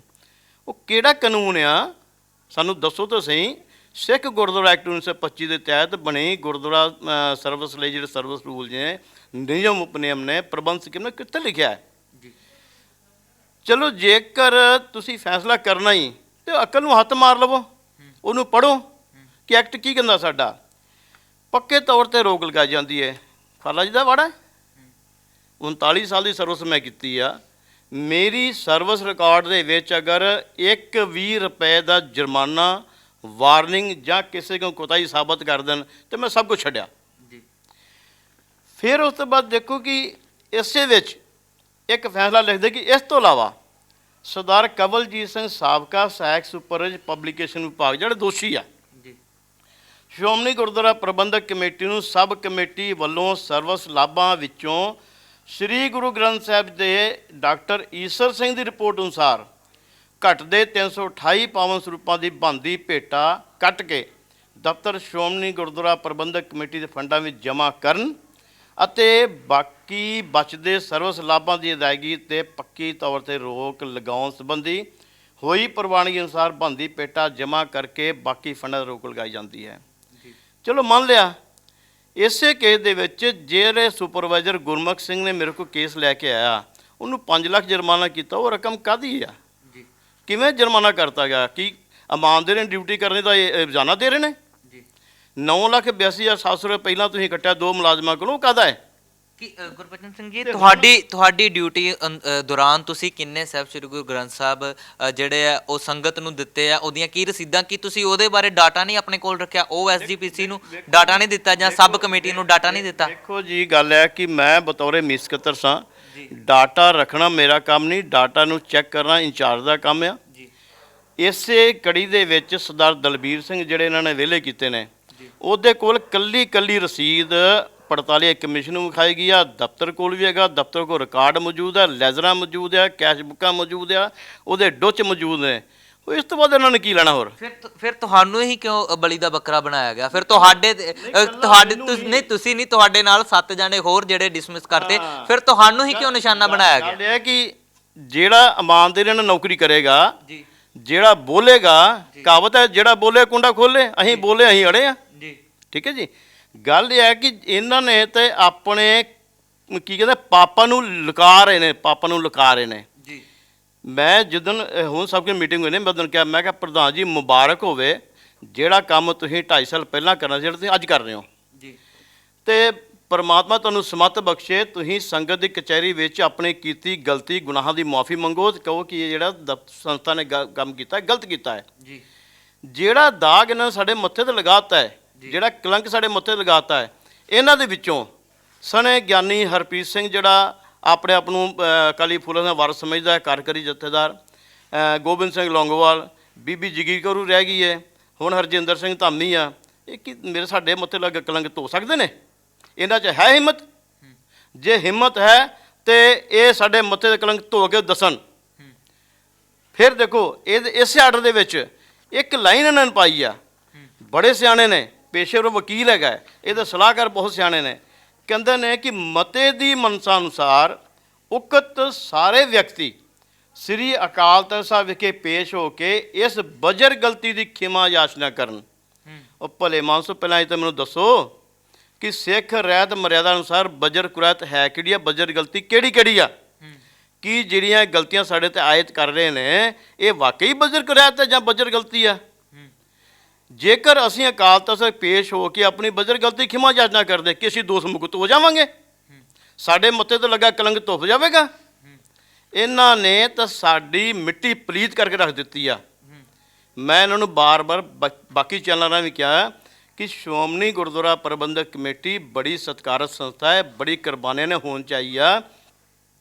ਤੇ ਇਹਦੀ ਮਿੱਟੀ ਪਲੀਤ ਨਾ ਕਰੋ, ਜੱਗ ਦੇ ਉੱਪਰ ਇਸ ਨੂੰ ਰਹਿਣ ਦਿਓ, ਇੱਕ ਧਾਰਮਿਕ ਸੰਸਥਾ ਹੈ। ਕਾਰਨ ਕੀ ਸਮਝਦੇ ਜੇ ਇਹਦਾ ਸਾਰਾ ਦਾ? ਕਾਰਨ ਕਿ ਫਿਰ ਕਹੀਏ ਕਿ ਰਬੜ ਸਟੈਂਪ ਅੱਜ ਦੇ ਦੌਰ ਚੱਲ ਰਿਹਾ ਵਾ। ਪੁਰਾਤਨ ਪ੍ਰਧਾਨ ਸੀ, ਪੁਰਾਤਨ ਸਕੱਤਰ ਸੀ, ਨਵੇਂ ਨੂੰ ਗੱਲ ਛੱਡੀਏ, ਉਹ ਆਪਣੀ ਜਿਹੜੀ ਪੈਨ ਦੀ ਸ਼ਾਹੀ ਸੀ ਨਾ ਉਹ ਵੀ ਪੱਲਿਓਂ ਖਰਚਦੇ ਹੁੰਦੇ ਸੀ। ਅੱਜ ਕੱਲ੍ਹ ਤੇ ਪ੍ਰਧਾਨ ਤੇ ਕੀ ਤੇ ਭਾਵੇਂ ਜਥੇਦਾਰ ਤੇ ਭਾਵੇਂ ਦੂਜੇ ਨੇ, ਇਹ ਸਭ ਜੀ ਹਜ਼ੂਰੀ ਲੱਗੇ ਨੇ। ਉਹ ਇੱਕ ਗੱਲ ਮੈਨੂੰ ਬੜੀ ਹੈਰਾਨਗੀ ਦੀ ਆਉਂਦੀ ਫਿਰ ਕਿ ਕਹਿੰਦੇ ਕਿ ਉੱਪਰੋਂ ਫੈਸਲਾ ਆ ਗਿਆ ਜੇ, ਉਹ ਕਿਹੜਾ ਉੱਪਰ ਕੌਣ ਇਹਨਾਂ ਦੇ ਉੱਪਰ ਮਾਂ ਪਿਓ ਬੈਠਾ ਉੱਤੇ, ਕਿਹੜਾ ਪਿਓ ਬੈਠਾ ਇਹਨਾਂ ਦਾ? ਉੱਪਰੋਂ ਫੈਸਲਾ ਆ ਗਿਆ ਜੀ, ਉਹਦੀ ਕਰ ਰਹੇ ਨੇ ਜੀ, ਇੰਪਲੀਮੈਂਟ ਕਰ ਰਹੇ ਨੇ। ਕੌਣ ਆ? ਪੁੱਛਿਆ ਨਹੀਂ ਤੁਸੀਂ? ਤੁਹਾਨੂੰ 2-3 ਵਾਰੀ ਸੱਦਿਆ ਗਿਆ? ਮੈਂ ਬਿਲਕੁਲ ਕਿਹਾ ਜੀ, ਮੈਂ ਤਾਂ ਮੀਡੀਆ ਨੇ ਵੀ ਕਹਿ ਰਿਹਾ ਵਾਂ ਕਿ ਸਾਨੂੰ ਦੱਸੋ ਸੀ ਉੱਪਰੋਂ ਕਿਹੜਾ ਫਰਿਸ਼ਤਾ ਹੈ ਜਿਹੜਾ ਉੱਪਰੋਂ ਤੁਹਾਨੂੰ ਹਦਾਇਤਾਂ ਕਰ ਰਿਹਾ ਤਾਂ ਤੁਸੀਂ ਉਹ ਕੰਮ ਕਰ ਰਹੇ ਹੋ। ਸਿਰਫ ਇੱਕ ਰਬੜ ਦੀ ਸਟੈਂਪ ਕਿ ਸਾਡੇ ਆਕਾ ਕਿਤੇ ਨਾਰਾਜ਼ ਨਾ ਹੋ ਜਾਣ। ਕਿਹੜੇ ਆਕਾ? ਇਹ ਤਾਂ ਮੈਂ ਪੁੱਛ ਰਿਹਾ ਉਹਨਾਂ ਨੂੰ, ਸਾਨੂੰ ਦੱਸੋ ਨਾ। ਇੰਨਾ ਹੀ ਕਹਿੰਦੇ ਉੱਪਰੋਂ ਹਦਾਇਤ ਆ ਗਈ, ਉਹ ਜੇ ਉੱਪਰ ਅਸਮਾਨ ਤੋਂ ਹਦਾਇਤ ਆਉਂਦੀ ਆ, ਅਸਮਾਨ ਦੇ ਤਾਂ ਕੋਈ ਨਾਂ ਲਵੋ ਨਾ, ਕਿਹਨੇ ਕਿਹਾ ਤੁਹਾਨੂੰ, ਕੌਣ ਹਦਾਇਤਾਂ ਦੇ ਰਿਹਾ ਵਾ? ਕੋਈ ਬੜੇ ਹੈਰਾਨਗੀ ਦੀ ਗੱਲ ਹੈ। ਘੱਟ ਤੋਂ ਘੱਟ ਪ੍ਰਧਾਨ ਸ਼੍ਰੋਮਣੀ ਕਮੇਟੀ ਅੱਜ ਦੀ ਸਮੇਂ ਦੇ ਵਿੱਚ ਇੱਕ ਪੇਸ਼ੇਵਰ ਵਕੀਲ ਸੁਗੜ ਸਿਆਣਾ ਹੈ, ਉਹਨੂੰ ਤਾਂ ਅਕਲ ਹੋਣੀ ਚਾਹੀਦੀ ਘੱਟੋ ਘੱਟ। ਤੁਸੀਂ ਦੱਸਿਆ ਜਦੋਂ ਤੁਹਾਨੂੰ ਸਸਪੈਂਡ ਕੀਤਾ ਤੁਸੀਂ ਮਾਨਯੋਗ ਅਦਾਲਤ ਦਾ ਦਰਵਾਜ਼ਾ ਖਟਖਟਾਇਆ, ਹੁਣ ਤੁਹਾਨੂੰ ਡਿਸਮਿਸ ਕਰ ਦਿੱਤਾ, ਤੁਹਾਡੇ ਤੇ ਇੱਕ ਇਲਜ਼ਾਮ ਆ ਗਿਆ ਕਿ ਸਾਹਿਬ ਸ੍ਰੀ ਗੁਰੂ ਗ੍ਰੰਥ ਸਾਹਿਬ ਜੀ ਦੇ ਸਰੂਪ ਲਾਪਤਾ ਕਰਨ ਦੇ ਵਿੱਚ ਤੁਹਾਡਾ ਹੱਥ ਹੈ, ਕਿ ਹੁਣ ਹਜੇ ਵੀ ਤੁਸੀਂ ਮਾਨਯੋਗ ਅਦਾਲਤ ਦਾ ਦਰਵਾਜ਼ਾ ਖੜਕਾਓਗੇ? ਦੇਖੋ ਜੀ ਕਿ ਮੈਂ ਆਲਰੇਡੀ ਹੀ ਮਾਨਯੋਗ ਪੰਜਾਬ ਤੇ ਹਰਿਆਣਾ ਹਾਈ ਕੋਰਟ ਵਿੱਚ ਮੇਰਾ ਕੇਸ ਚੱਲ ਰਿਹਾ। ਇਹਨਾਂ ਨੂੰ ਕੋਈ ਰਾਈਟਸ ਨਹੀਂ ਨੇ ਜੀ ਕਿ ਅਦਾਲਤੀ ਕੇਸ ਚੱਲਦੇ 'ਚ ਮੇਰੇ ਖਿਲਾਫ ਕੋਈ ਕਾਰਵਾਈ ਕਰਨ, ਕਿਉਂਕਿ ਇਹਨਾਂ ਨੇ ਪਹਿਲਾਂ ਮੈਨੂੰ ਡਿਸਮਿਸ ਕੀਤਾ ਹੈ। ਹਾਈ ਕੋਰਟ ਦੇ ਫੈਸਲੇ ਬਾਅਦ ਇਹਨਾਂ ਨੇ ਮੈਨੂੰ ਬਹਾਲ ਕੀਤਾ ਹੈ, ਇਹਨਾਂ ਨੇ ਫਿਰ ਡਿਸਮਿਸ ਕਰਤਾ। ਪਖੰਡ ਕਰਦਾ ਰਾਜ ਇਹਨਾਂ ਦਾ ਕਿ ਜਦੋਂ ਜੀ ਦਾ ਸਸਪੈਂਡ ਕਰ ਦਿਓ, ਜਦੋਂ ਬਹਾਲ ਕਰ ਦਿਓ, ਜਦੋਂ ਜੀ ਕਰਦਾ ਨੂੰ ਮੁਅੱਤਲ ਕਰ ਦਿਓ। ਠੀਕ ਹੈ, ਘੱਟ ਤੋਂ ਘੱਟ ਮੇਰੀ ਤਰੀਕ ਵੇਖੋ ਜੀ, ਹੁਣ 17 ਜਨਵਰੀ 2023 ਹੈ। 17 ਜਨਵਰੀ 2023 ਨੂੰ ਕੀ ਅਦਾਲਤ ਵੱਲੋਂ ਫੈਸਲਾ ਆਉਂਦਾ ਹੈ, ਮੈਨੂੰ ਆਸ ਹੈ ਜੀ। ਮੈਂ ਦੇਖੋ ਬਾਰ-ਬਾਰ ਇਹਨੂੰ ਕਹਿ ਰਿਹਾ ਵਾਂ ਕਿ ਸ਼੍ਰੋਮਣੀ ਕਮੇਟੀ ਦੀ ਇੰਨੀ ਨਾ ਬੇਇੱਜ਼ਤੀ ਕਰਵਾਓ ਜਿੰਨੇ ਕਿ ਤੁਸੀਂ ਕਰਵਾ ਰਹੇ ਹੋ, ਕਿ ਸਾਨੂੰ ਹੁਣ ਆਸ ਨਹੀਂ ਲੱਗਦੀ ਇਹਨਾਂ ਕੋਲ ਇਨਸਾਫ ਦੀ। ਲੇਕਿਨ ਦੁਨਿਆਵੀ ਅਦਾਲਤ ਪਾਓ, ਅਦਾਲਤ ਹੈ ਪੰਜਾਬ ਅਤੇ ਹਰਿਆਣਾ ਹਾਈ ਕੋਰਟ ਪਾਸੋਂ ਸਾਨੂੰ ਜ਼ਰੂਰ ਇਨਸਾਫ ਮਿਲੇਗਾ। ਜਿੱਥੇ 2.5 ਸਾਲ ਹੋ ਗਏ ਨੇ ਜਾਂ 3 ਸਾਲ ਹੋ ਗਏ ਨੇ, ਹੋਰ ਸਮਾਂ ਲੱਗ ਜਾਏਗਾ, ਲੇਕਿਨ ਇਨਸਾਫ ਜ਼ਰੂਰ ਲਵਾਂਗੇ ਕੀ ਲੱਗਦਾ ਔਰ ਮਿਲੇਗਾ ਜੀ? ਕੀ ਲੱਗਦਾ ਅਗਰ ਤੁਹਾਨੂੰ ਮਾਨਯੋਗ ਅਦਾਲਤ ਚੋਂ ਇਨਸਾਫ ਮਿਲਦਾ ਤਾਂ ਫਿਰ ਤੁਸੀਂ ਦੁਬਾਰਾ ਡਿਊਟੀ ਜੁਆਇਨ ਕਰੋਗੇ ਜਾਂ ਛੱਡ ਦੋਗੇ? ਨਹੀਂ, ਪਹਿਲੀ ਗੱਲ ਤਾਂ ਦੇਖੋ ਕਿ ਦੁਬਾਰਾ ਡਿਊਟੀ ਜੁਆਇਨ ਕਰਨ ਦੀ ਗੱਲ ਜਿਹੜੀ ਫਿਰ ਮੈਂ ਪਹਿਲਾਂ ਤੁਹਾਨੂੰ ਕਲੀਅਰ ਕੀਤੀ ਹੈ ਕਿ 31 ਜੁਲਾਈ 2020 ਨੂੰ ਮੇਰੀ ਰਿਟਾਇਰਮੈਂਟ ਸੀ ਜੀ। ਇਹਨਾਂ ਨੇ ਸਰਵਿਸ ਰੂਲ ਦੇ ਨਿਯਮਾਂ ਅਧੀਨ ਮੈਨੂੰ 2 ਜੁਲਾਈ 2020 ਨੂੰ ਇੱਕ ਲੈਟਰ ਇਸ਼ੂ ਕੀਤੀ ਕਿ ਤੁਹਾਡੀ ਉਮਰ 58 ਸਾਲ ਹੋ ਗਈ ਆ, ਤੁਹਾਨੂੰ 31 ਤਰੀਕ ਦੀ ਸੇਵਾ ਆਪਣਾ ਰਿਟਾਇਰ ਕੀਤਾ ਜਾਂਦਾ ਹੈ।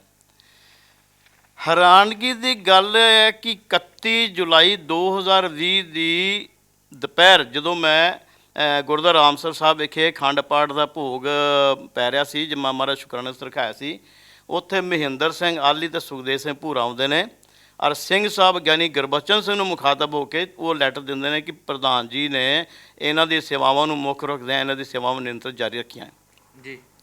ਲੇਕਿਨ ਸ਼੍ਰੋਮਣੀ ਕਮੇਟੀ ਦਾ ਇੱਕ ਨਿਯਮ ਹੈ, ਸ਼੍ਰੋਮਣੀ ਕਮੇਟੀ ਦੇ ਜਨਰਲ ਹਾਊਸ ਨੇ ਅੰਤਰਿਮ ਫੈਸਲਾ ਕੀਤਾ ਕਿ ਕਿਸੇ ਵੀ ਹਾਲਤ ਵਿੱਚ ਕਿਸੇ ਵੀ ਕਰਮਚਾਰੀ ਨੂੰ ਸਰਵਿਸ ਵਿੱਚ ਐਕਸਟੈਂਸ਼ਨ ਨਾ ਦਿੱਤੀ ਜਾਵੇ ਜੀ। ਮੈਨੂੰ ਐਕਸਟੈਂਸ਼ਨ ਕਿਉਂ ਦਿੱਤੀ? ਮੈਂ ਤਾਂ ਮੰਗੀ ਨਹੀਂ, ਐਕਸਟੈਂਸ਼ਨ ਦਿੱਤੀ। ਜੇਕਰ ਉੱਤੇ ਲਿਖਿਆ ਜੇਕਰ ਦੇਣੀ ਹੈ ਖਾਸ ਹਾਲਤਾਂ ਵਿੱਚ ਤੇ ਉਹਦੀ ਇੱਕ ਦਿਨ ਬ੍ਰੇਕ ਪਾ ਕੇ ਉਹਦੀ ਤਨਖਾਹ ਘਟਾ ਕੇ ਤੇ ਫਿਰ ਉਹਨੂੰ ਲਾਇਆ ਜਾ ਸਕਦਾ ਜੇ ਲੋੜ ਮਹਿਸੂਸ ਕਰਦੇ ਉਹਦੇ ਜੀ। ਇਹਨਾਂ ਨੇ ਨਾ ਤਾਂ ਮੈਨੂੰ ਇੱਕ ਦਿਨ ਬ੍ਰੇਕ ਪਾਈ, ਨਾ ਇਹਨਾਂ ਨੇ ਮੇਰੀ ਤਨਖਾਹ ਘਟਾਈ ਤੇ ਮੇਰੇ ਸੇਵਾਵਾਂ ਨਿਰੰਤਰ ਜਾਰੀ ਕਰਤੀਆਂ ਜੀ।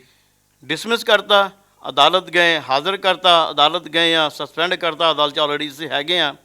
ਜੇਕਰ ਅੱਜ ਸ਼੍ਰੋਮਣੀ ਕਮੇਟੀ ਜਿੰਨਾ ਚਿਰ ਤੱਕ ਮੈਨੂੰ ਲੈਟਰ ਨਹੀਂ ਦਿੰਦੀ ਕਿ ਸਰਦਾਰ ਗੁਰਬਚਨ ਸਿੰਘ ਤੁਹਾਨੂੰ ਰਿਟਾਇਰ ਕੀਤਾ ਜਾਂਦਾ, ਉਨੇ ਚਿਰ ਤਾਂ ਮੈਂ ਇਹਨਾਂ ਦੇ ਮੁਲਾਜ਼ਮਤ ਆ ਜੀ, ਤੇ ਮੈਂ ਇਹਨੂੰ ਕੋ ਤਨਖਾਹਾਂ ਵੀ ਲਵਾਂਗਾ ਜੀ, ਤੇ ਉਹ ਵੀ ਸਣੇ ਵਿਆਜ। ਉਸ ਤੋਂ ਬਾਅਦ ਸ਼੍ਰੋਮਣੀ ਕਮੇਟੀ ਮੈਨੂੰ ਅਪਾਇੰਟ ਕਰਦੀ ਏ ਨਹੀਂ ਕਰਦੀ ਏ, ਇਹ ਅਗਲਾ ਮਸਲਾ ਹੈ ਜੀ। ਇੱਕ ਗੱਲ ਮੈਂ ਜ਼ਰੂਰ ਕਹਾਂਗਾ ਕਿ ਇੱਕ ਕਹਾਵਤ ਹੈ, ਜਿੰਨਾ ਨਾਤੇ ਓਨਾ ਹੀ ਪੁੰਨ ਜੀ। ਤੁਸੀਂ ਆਪਣੇ ਘਰ ਆ ਜੀ, ਮੈਂ ਆਪਣੇ ਘਰ ਆ ਜੀ, ਮੇਰੇ ਬਕਾਏ ਮੈਨੂੰ ਦਿਓ, ਤੁਸੀਂ ਆਪਣਾ ਜਿਹੜਾ ਆਪਣਾ ਕਾਰ ਵਿਹਾਰ ਕਰਨਾ ਕਰੋ।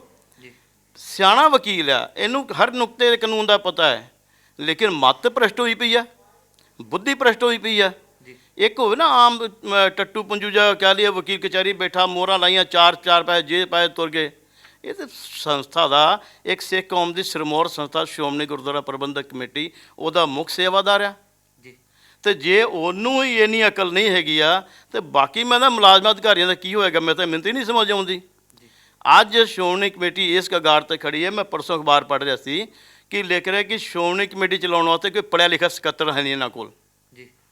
ਉਹ ਭਲੇ ਮਾਨਸ ਪੜ੍ਹਿਆ ਲਿਖਿਆ ਤੁਹਾਡੇ ਕੋਲ ਪ੍ਰਧਾਨ ਆ, ਤੁਸੀਂ ਅਜੇ ਰੋਂਦੇ ਹੋ। ਫਿਰ ਦੇਖੋ ਹੈਰਾਨੀ ਦੀ ਗੱਲ, ਜਦੋਂ 328 ਸਰੂਪਾਂ ਦੇ ਮਸਲੇ 'ਚ ਗੋਬਿੰਦ ਸਿੰਘ ਲੌਂਗੋਵਾਲ ਨੇ ਸਬ ਕਮੇਟੀ ਬਣਾਈ, ਉਹਦੇ ਵਿੱਚ ਹਰਜਿੰਦਰ ਸਿੰਘ ਧਾਮੀ ਬਤੌਰ ਜਨਰਲ ਸਕੱਤਰ ਸ਼ਾਮਲ ਕੀਤਾ ਗਿਆ ਜੀ। 5-7 ਮੀਟਿੰਗਾਂ ਹੋਈਆਂ, ਉਹ 'ਚ ਮੇਰੀ ਰਿਪੋਰਟ ਪੇਸ਼ ਹੋਈ ਹੈ ਜੀ। ਉਦੋਂ ਇਹਦੀ ਵਕਾਲਤ ਕਿੱਥੇ ਗਈ ਸੀ? ਇਹਨੇ ਹੱਥ ਖੜੇ ਕਿਉਂ ਕੀਤੇ? ਉਹ ਤਾਂ ਫਟਾਫਟ ਕੇਸ ਬਣਾ ਕੇ ਤੇ ਜਥੇਦਾਰ ਅਕਾਲ ਤਖ਼ਤ ਨੂੰ ਭੇਜਤਾ ਵਾ। ਪ੍ਰਬੰਧਕੀ ਮਸਲਾ ਸੀ, ਅਕਾਲ ਤਖ਼ਤ ਦਾ ਦਾਇਰਾ ਹੈਗਾ ਧਾਰਮਿਕ ਮਸਲਾ, ਇਹਨਾਂ ਨੇ ਉਧਰ ਗੇਂਦ ਸੁੱਟਦੀ ਆ। ਠੀਕ ਹੈ, ਤੇ ਉਦੋਂ ਕਾਰਵਾਈ ਕਰਾ ਕੇ ਤੇ ਫਾਇਲ ਲਾ ਦਿਓ ਜੀ। ਅਸਲ ਦੋਸ਼ੀਆਂ ਨੂੰ ਇਹਨਾਂ ਨੇ ਅੱਜ ਤੱਕ ਨਹੀਂ ਪੁੱਛਿਆ, ਜਿਹਦੇ ਵਿੱਚ ਮੁੱਖ ਦੋਸ਼ੀ 1 ਨੰਬਰ ਸਰਦਾਰ ਰੂਪ ਸਿੰਘ, 2 ਨੰਬਰ ਸੁਖਦੇਵ ਸਿੰਘ ਭੂਰਾ, 3 ਨੰਬਰ ਸਰਦਾਰ ਮਹਿੰਦਰ ਸਿੰਘ ਆਲੀ, ਔਰ ਇਹ ਤਿੰਨੇ ਹੀ ਬੰਦੇ ਅਸਲ ਮੁੱਖ ਦੋਸ਼ੀ ਕਵਲਜੀਤ ਸਿੰਘ ਦੀ ਪੁਸਤ ਪਨਾਹੀ ਕਰਦੇ ਰਹੇ ਨੇ, ਔਰ ਅੱਜ ਵੀ ਕਰ ਰਹੇ ਨੇ। ਠੀਕ, ਜੇ ਕਵਲਜੀਤ ਸਿੰਘ ਮੰਨ ਰਿਹਾ ਹੈ ਕਿ ਮੇਰੇ ਕੋ ਪੈਸਿਆਂ ਦੀ ਵਰਤੋਂ ਕੀਤੀ ਆ ਆਪਣੇ ਘਰੇਲੂ ਲੋੜਾਂ ਲਈ, ਤੇ ਮੇਰੇ ਪੈਸੇ ਕੱਢ ਲਓ, ਤੇ ਕਿਉਂ ਨਹੀਂ ਕੱਟਦੇ ਹੋ? ਇਹ ਤਾਂ ਸਪਸ਼ਟ ਕਰੋ ਘੱਟੋ ਘੱਟ। ਮੈਂ ਫਿਰ ਪੁੱਛਦਾ ਕਿ ਇਸੇ ਮਤੇ ਦਾ ਅਰਥ ਕਿ ਜੇ ਅਸੀਂ ਇਹ ਮਤੇ ਦੀ ਮਨਸਾ ਅਨੁਸਾਰ ਉਕਤ ਵਿਅਕਤੀ ਕਹਿੰਦੇ ਕਿ ਅਕਾਲ ਤਖ਼ਤ ਖਿਮਾ ਜਾਚਨਾ ਕਰਨ, ਜੇ ਅਸੀਂ ਖਿਮਾ ਜਾਚਨਾ ਕਿ ਅਸੀਂ ਦੋਸ਼ ਮੁਕਤ ਹੋ ਜਾਵਾਂਗੇ, ਇਹ ਤਾਂ ਸਪਸ਼ਟ ਕਰ ਦੇਣ। ਦੂਸਰੇ ਪਾਸੇ ਅਕਾਲ ਤਖ਼ਤ ਦੇ ਕਾਰਜਕਾਰੀ ਜਥੇਦਾਰ ਨੇ 2 ਚਿੱਠੀਆਂ ਕੱਢੀਆਂ ਹੋਈਆਂ ਸ਼੍ਰੋਮਣੀ ਕਮੇਟੀ ਨੂੰ, ਸਰਦਾਰ ਮਨਜੀਤ ਸਿੰਘ, ਸਰਦਾਰ ਆਪਣਾ ਪਰਮਦੀਪ ਸਿੰਘ ਤੇ ਸਰਦਾਰ ਸਤਿੰਦਰ ਸਿੰਘ ਦੇ ਬਾਰੇ ਕਿ ਇਹ ਇੱਥੇ ਪੇਸ਼ ਹੋਏ ਨੇ, ਇਹਨਾਂ ਦੀ ਅਸਲ ਪੱਤਰਕਾ ਭੇਜੀ ਜਾਂਦੀ ਆ ਤੇ ਇਹਦੇ ਉੱਪਰ ਵਿਚਾਰ ਕਰਕੇ ਦੱਸਿਆ ਜਾਵੇ। ਪਹਿਲੀ ਪੱਤਰਕਾ। ਦੂਜੀ ਪੱਤਰਕਾ 'ਚ ਇਕੱਲੇ ਬਲਜੀਤ ਸਿੰਘ ਦਾ ਟਾਈਮ ਬਾਉਂਡ ਕੀਤਾ ਗਿਆ ਕਿ 15 ਦਿਨਾਂ ਦੇ ਵਿੱਚ ਇਹਦੇ ਕੇਸ ਦਾ ਨਿਪਟਾਰਾ ਕਰਕੇ ਦੱਸਿਆ ਜਾਵੇ। ਸ਼੍ਰੋਮਣੀ ਕਮੇਟੀ ਪ੍ਰਧਾਨ ਦਾ ਅਕਾਲ ਤਖ਼ਤ ਦੇ ਜਥੇਦਾਰ ਦਾ ਹੁਕਮ ਨਹੀਂ ਮੰਨਦਾ, ਤੇ ਸਾਨੂੰ ਕਹਿ ਰਿਹਾ ਕਿ ਇਹ ਵਿਅਕਤੀ ਉੱਥੇ ਅਕਾਲ ਤਖ਼ਤ ਪੇਸ਼ ਹੋ ਜਾਣ। ਕਿਹੜੀ ਕਿਤਾਬ 'ਚ ਲਿਖਿਆ? ਤੁਹਾਨੂੰ ਕੀ ਰਾਈਟਸ ਨੇ, ਤੁਸੀਂ ਸਾਨੂੰ ਪੇਸ਼ ਕਰਵਾ ਰਹੇ ਹੋ ਜੀ?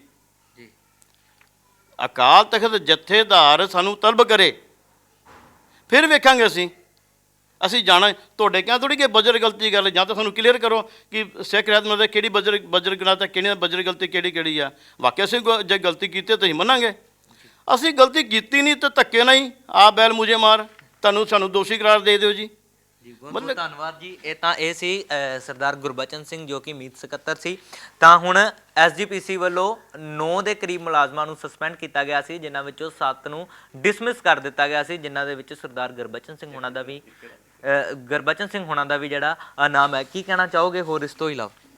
ਵੇਖੋ ਜੀ, ਇੱਕ ਫਿਰ ਮੈਂ ਇੱਕ ਵਾਅਦਾ ਕਰਦਾ ਇਸ ਚੈਨਲ ਦੇ ਮਾਧਿਅਮ ਰਾਹੀਂ ਕਿ ਜਿਸ ਸਬ ਕਮੇਟੀ ਦੀ ਰਿਪੋਰਟ ਨੂੰ ਸਰਦਾਰ ਅਮਰੀਕ ਸਿੰਘ ਸ਼ਾਹਪੁਰ ਨੇ ਡਿਸੈਂਡਿੰਗ ਨੋਟ ਦੇ ਕੇ ਸਹਿਮਤੀ ਨਹੀਂ ਪ੍ਰਗਟਾਈ, ਉਹਨਾਂ ਨੇ ਅਸਹਿਮਤੀ ਦਿੱਤੀ ਹੈ, ਉਸ ਸਬ ਕਮੇਟੀ ਰਿਪੋਰਟ ਦੀ ਜਿਹੜੀ ਇਹਨਾਂ ਨੇ ਪੇਸ਼ ਕੀਤੀ ਆ, ਉਹਦੇ ਵਿੱਚ ਇੱਕ ਲਫ਼ਜ਼ ਲਿਖਿਆ ਹੈ ਕਿ ਸਰਦਾਰ ਮਨਜੀਤ ਸਿੰਘ ਔਰ ਸਰਦਾਰ ਨਿਸ਼ਾਨ ਸਿੰਘ, ਮਨਜੀਤ ਸਿੰਘ ਸਕੱਤਰ, ਨਿਸ਼ਾਨ ਸਿੰਘ ਮੀਤ ਸਕੱਤਰ, ਇਹਨਾਂ ਨੂੰ ਜਬਰੀ ਰਿਟਾਇਰ ਕਰ ਦਿੱਤਾ ਜਾਵੇ।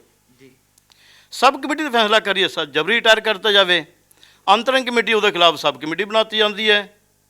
ਇਹ ਕੀ ਫੈਸਲਾ ਅੰਤਰੰਗ ਕਮੇਟੀ ਦਾ ਕਿ ਸਬ ਕਮੇਟੀ ਕਾਹਦੇ ਤੇ ਬਣਾਈ? ਫਿਰ ਇਹਦਾ ਮਤਲਬ ਸਬ ਕਮੇਟੀ ਦਾ ਮਤਲਬ ਸਭ ਕੰਮ ਮਿੱਟੀ, ਤੇ ਉਹਨਾਂ ਨੂੰ ਸਾਬਤ ਕਰਤਾ।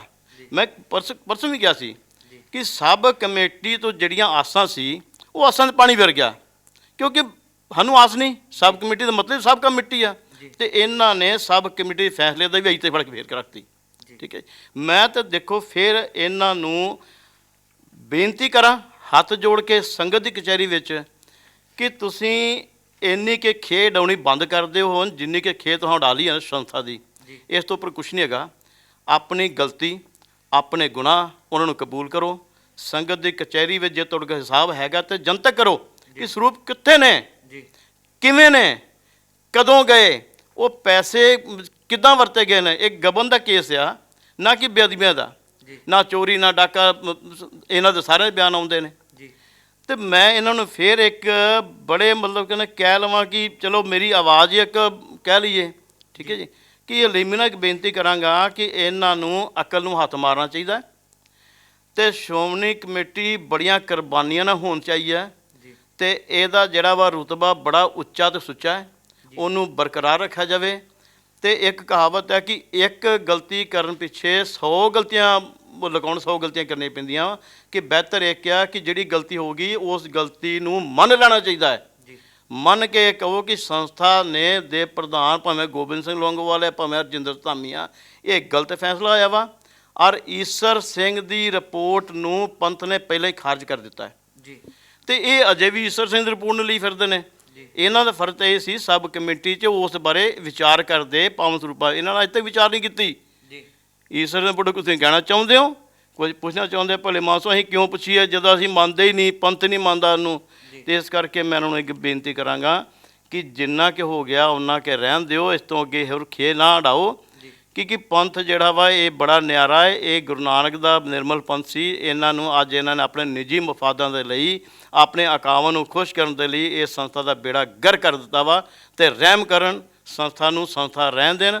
ਤੇ ਵਾਹਿਗੁਰੂ ਜੀ ਕਾ ਖਾਲਸਾ ਤੇ ਵਾਹਿਗੁਰੂ ਜੀ ਕੀ ਫਤਿਹ ਜੀ। ਬਿਲਕੁਲ, ਤਾਂ ਇਹ ਸੀ ਗੁਰਬਚਨ ਸਿੰਘ ਜੋ ਕਿ ਮੀਤ ਸਕੱਤਰ ਸੀ। ਤਾਂ ਹੁਣ ਇਹਨਾਂ ਨੂੰ ਜਿਹੜਾ ਹੈ ਡਿਸਮਿਸ ਕਰ ਦਿੱਤਾ ਗਿਆ ਹੈ। ਪਿਛਲੇ ਦਿਨੀ ਅੰਤਰਿਮ ਕਮੇਟੀ ਦੀ ਜਿਹੜੀ ਮੀਟਿੰਗ ਹੋਈ ਤਾਂ ਉਸ ਦੇ ਵਿੱਚ 9 ਦੇ ਕਰੀਬ ਅਧਿਕਾਰੀ ਸੀ ਜਿਹੜੇ ਜਿਨ੍ਹਾਂ ਜੋ ਕਿ ਦੋਸ਼ੀ ਜਿਹਨੂੰ ਐਸਜੀਪੀਸੀ ਕਹਿ ਰਹੀ ਸੀ, ਜਿਨ੍ਹਾਂ ਦੇ ਵਿੱਚ ਗੁਰਬਚਨ ਸਿੰਘ ਜੀ ਹੋਰਾਂ ਦਾ ਵੀ ਨਾਮ ਸੀ। ਤਾਂ ਉਹਨਾਂ ਨੇ ਕਿਹਾ ਕਿ ਐਸਜੀਪੀਸੀ ਮੇਨ ਦੋਸ਼ੀਆਂ ਨੂੰ ਬਚਾ ਕੇ ਤਾਂ ਨਾਜਾਇਜ਼ ਹੀ ਇਹਨਾਂ ਦੇ ਉੱਪਰ ਇਹ ਆਰੋਪ ਲਗਾ ਕੇ ਸਾਬਿਤ ਕਰ ਰਹੀ ਹੈ ਕਿ ਉਹ ਗਲਤ ਹੈ। ਇਸ ਦੇ ਨਾਲ ਹੀ ਗੁਰਬਚਨ ਸਿੰਘ ਹੋਰਾਂ ਨੇ ਕਿਹਾ ਕਿ ਹੁਣ ਉਹਨਾਂ ਵੱਲੋਂ ਦੁਨਿਆਵੀ ਅਦਾਲਤ ਦੇ ਵਿੱਚ ਇਸ ਦਾ ਕੇਸ ਜਿਹੜਾ ਲਗਾਇਆ ਹੋਇਆ ਜਿਸ ਦੀ ਜਨਵਰੀ ਦੇ ਵਿੱਚ ਤਾਰੀਖ ਹੈ, ਤਾਂ ਉਹ ਕੇਸ ਜ਼ਰੂਰ ਲੜਨਗੇ। ਤਾਂ ਇਸ ਦੇ ਨਾਲ ਹੀ ਉਹਨਾਂ ਨੇ ਕਿਹਾ ਕਿ ਜੋ 328 ਪਾਵਨ ਸਰੂਪ ਸੀ ਉਸ ਦੀ ਕਿਤੇ ਬੇਅਦਬੀ ਨਹੀਂ ਹੋਈ ਅਤੇ ਨਾ ਹੀ ਉਹ ਕਿਤੇ ਗਲਤ ਹੱਥਾਂ ਦੇ ਵਿੱਚ ਗਏ, ਸਿਰਫ ਗਬਨ ਦਾ ਮਾਮਲਾ ਸੀ।